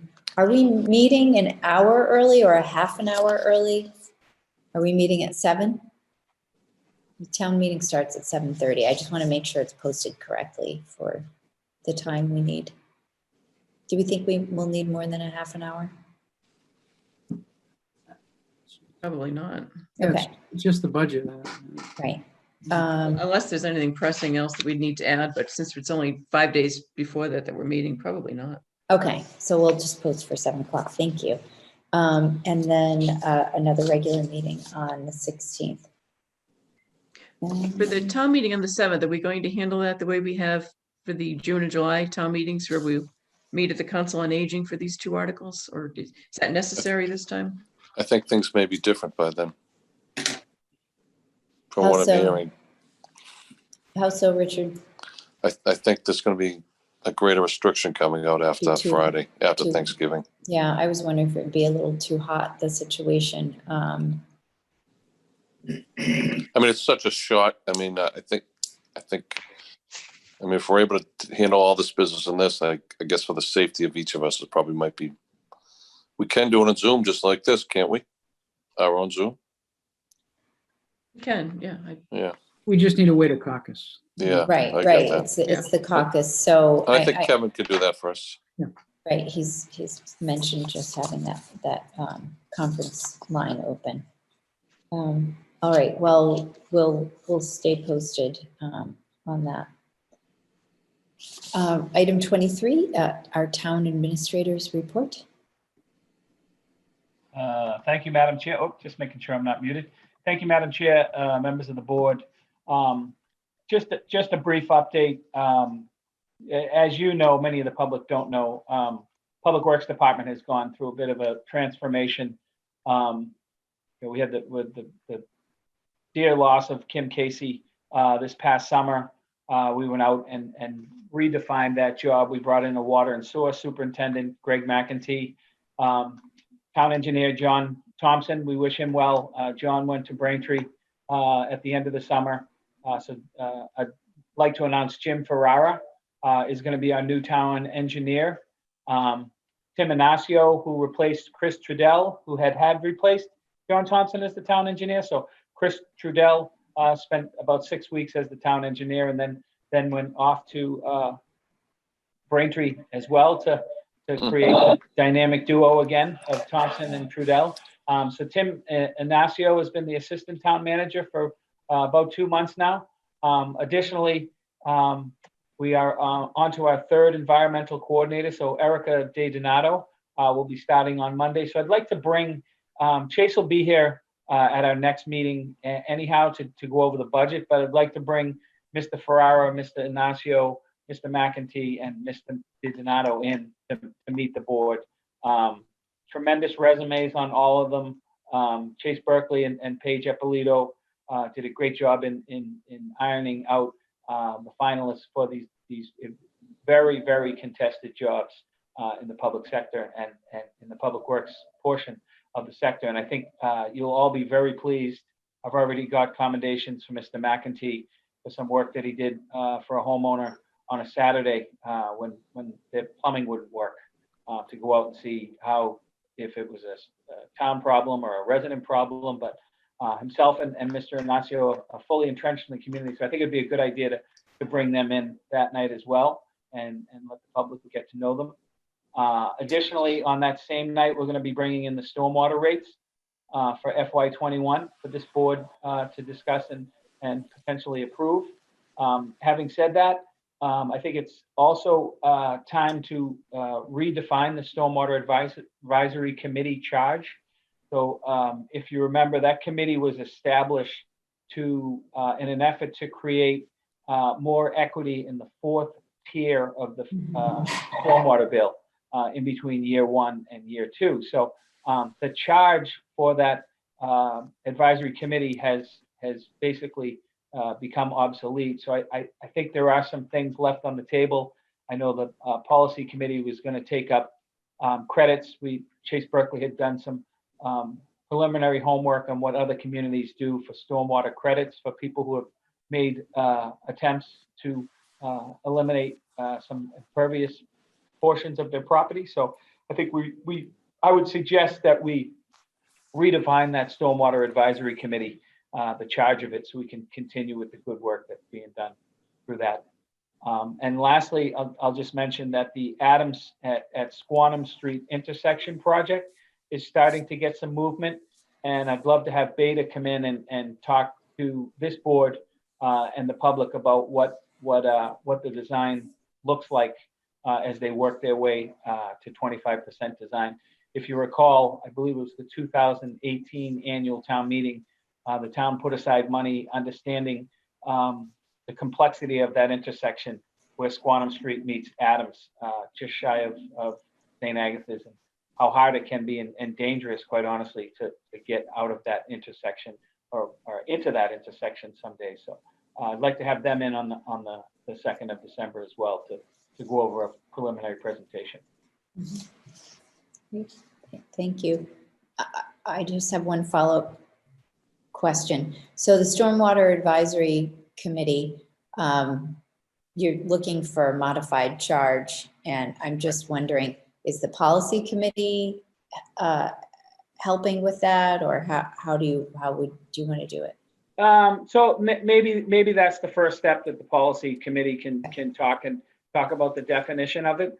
Quite honestly, we had posted a meeting for tomorrow, which we had to cancel because Chase Berkeley asked me to take a look at the charge. We brought it to town council's attention, and we found out that the mission of that advisory committee was to take a look at that fourth tier, the inequityness of it. And so I think it's but there's still a lot left to be done with that committee. So maybe the policy committee could take a look at it and help redefine it for this board. Okay, and did you say that Chase had done some preliminary research? Yes, he had Maybe you could send presented that. some preliminary work to this board. I'm not sure what the makeup of this board was. I think Mr. Farrington was here, and it was pre-COVID, so it was over at the Council on Aging, and at that time, it was a suggestion possibly that this board's policy committee take a Okay. look at it and try to run with that a little bit further. Okay, great. Well, if anything, if you have something to forward to the policy committee, that would be very helpful. Certainly, will do. Thank you. Okay, the chair has no report. Do members have reports? Ms. Conlon?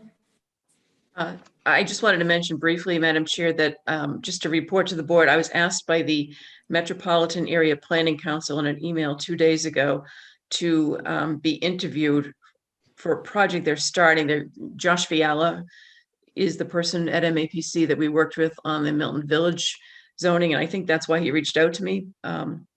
They're working on creating among what they called a sub-region of the MAPC. They want to work on racial equity and justice issues. They're looking to try to create a pipeline of individuals for municipal offices throughout the region who will prioritize attention to racial equity issues. So it's geared towards encouraging civic participation and racial equity. And they're going to be putting together workshops and recommendations, and they're just looking to reach out to various people in different communities in the region to, I think, to kind of give them some starting points for putting together their workshops. So he reached out to me. I said, I'm not the chair of the board, but they said, well, we're just picking people that we have some connection with in the community just to get ideas. And so they told me it'd be about a 1-hour interview, and they gave me a list of questions, and I just wanted to report that out to the board. Thank you.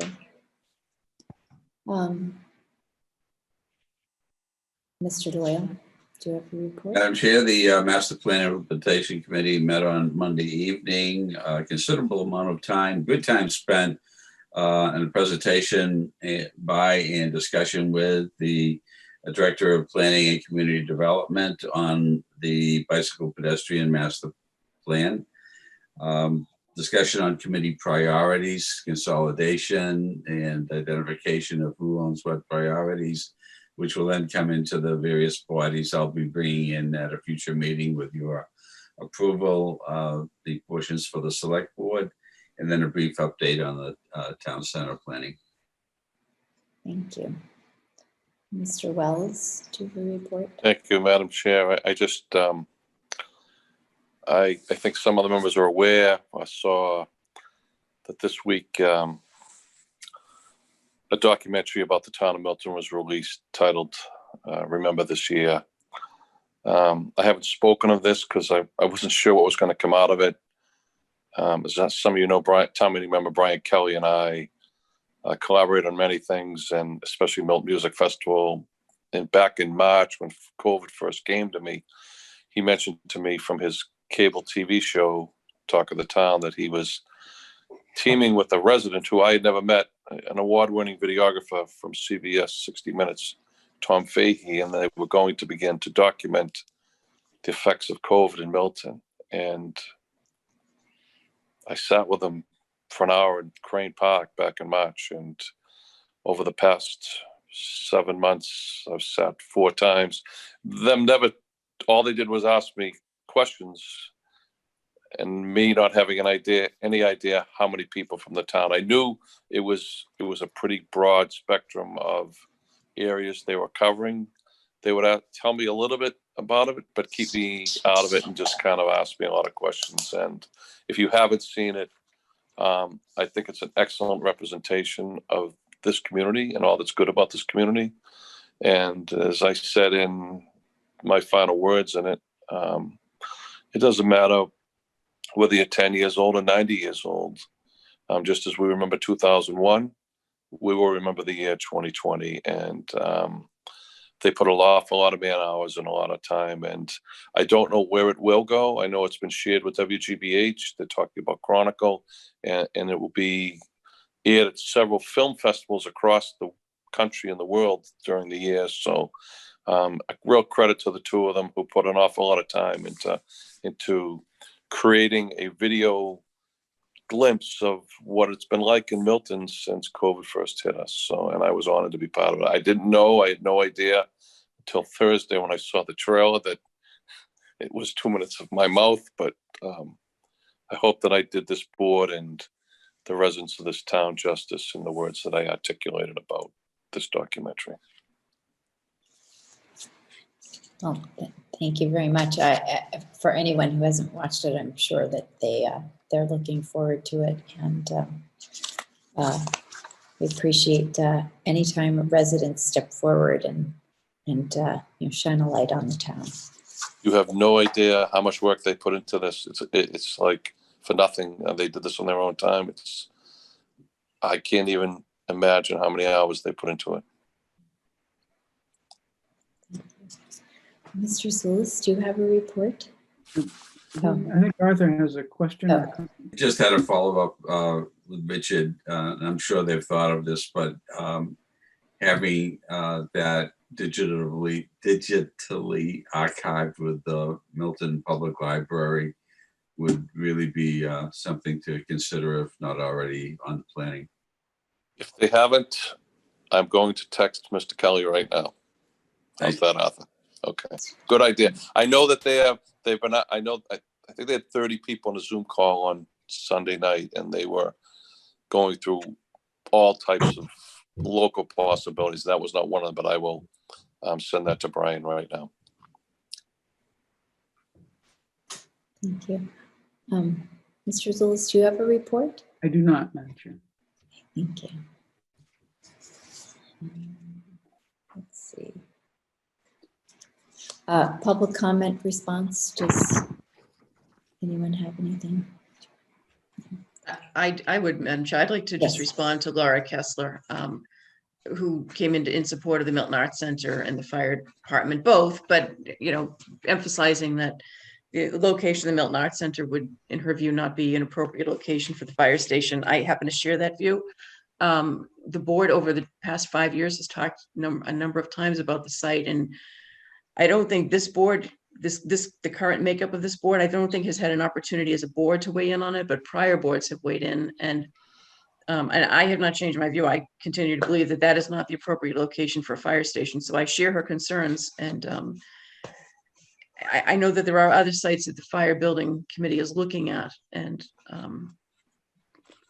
so I hope that continues to be the case, and there is a need in a community, especially in business districts, for cultural resources, and that is a municipal owned building in East Milton that does not have other municipal properties which many of the other sections of town do, and that building provides, even though it's leased out to the Art Center, provides a lot of community space, and I think it's a real asset to the community. So I want to just thank Laura for coming in and making those comments, and I think we need to continue working on the right location for the fire building, the East Milton Fire Station, but at least speaking individually, I definitely support her comments that the Art Center provides a very valuable community resource, and I think we should that should not be the focus of the location search.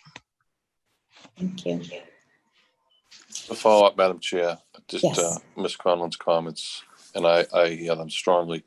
I think the last vote, Katie, was you, David, and I, my first year on the board. Not to pursue that as a location. Thank you. Do we have any community happenings that we would like to talk about? Thanksgiving. Best wishes. Right. Yep. Okay. I will entertain a motion to adjourn, please. So moved. Second. Thank you. All those in favor, Ms. Conlon? Yes. Mr. Doyle? Yes. Mr. Wells? Mr. Zulus? Yes. Myself, yes. Mr. Wells? Well, we have a We have a majority, so I think we're adjourned. Okay, so at this time, 10:20, I would like to call to order a meeting of the trustees of the Governor Stoughton Fund. And the first item is a discussion / approval of a request from Beth Israel Deaconess Hospital Milton for a grant of $15,000. And this is a grant that we customarily make to help provide care for residents who otherwise might not receive it. Are there any? Yes, Mr. Freitag. I'm sorry, just a technical point, Madam Chair. Given that you've started a new meeting, I think it's appropriate to announce who is at this meeting, since it is separate from the select board meeting. Right. Okay. Well, thank you. I appreciate that. So, in the interest of that, I will say that the select board also serves as the trustees of the Governor Stoughton Trust, and so I have with me Katie Conlon, Michael Zulis, Arthur Doyle, and I think is Richard. Did he have to leave? I think he had to leave. Right. He appears to have disappeared. Yes, he did say he might not be able to stay the whole time. So I didn't realize he was leaving right now.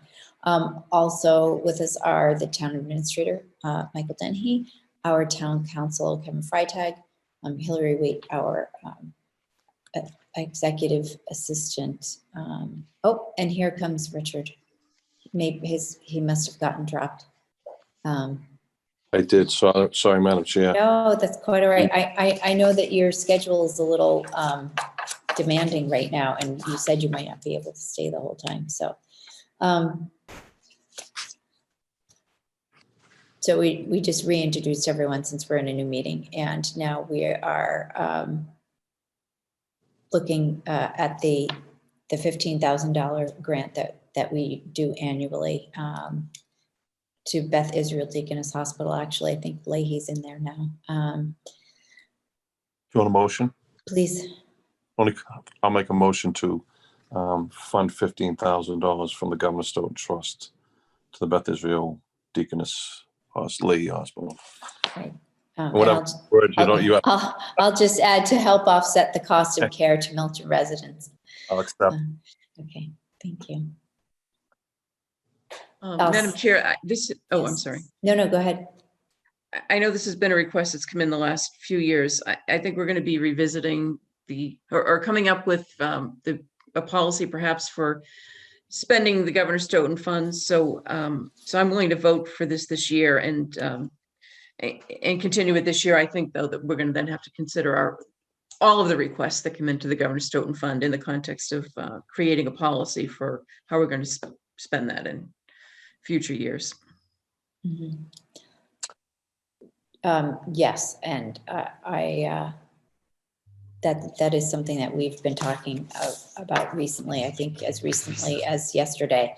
So thank you for that. And did you second that as well?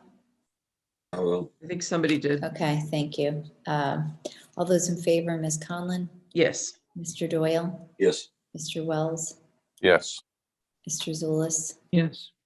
And Ms. Collins, I'm going to abstain because my husband's on the board of the hospital and I forgot to file a possible conflict of interest. So,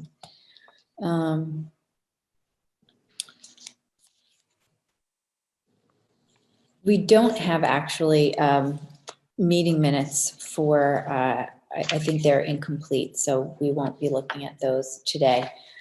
We will defer that. And at this time, I move to enter executive session pursuant to Mass General Laws, Chapter 30A, Section 21, Subsection A, Subsection 6, which is sometimes referred to as Purpose 6, to consider the purchase, exchange, lease of, or value of real property, specifically the town farm, based on my belief that an open meeting may have a detrimental effect on the negotiating position of this body. And we will not return to open session in order to adjourn. We will adjourn from executive session. May I have a second? Second. Thank you. All those in favor, Ms. Conlon, Yes. Mr. Doyle, Yes. Mr. Wells, Yes. Mr. Zulus, Yes. Ms. Collins, yes. Thank you very much. Thank you, everyone who joined us this evening.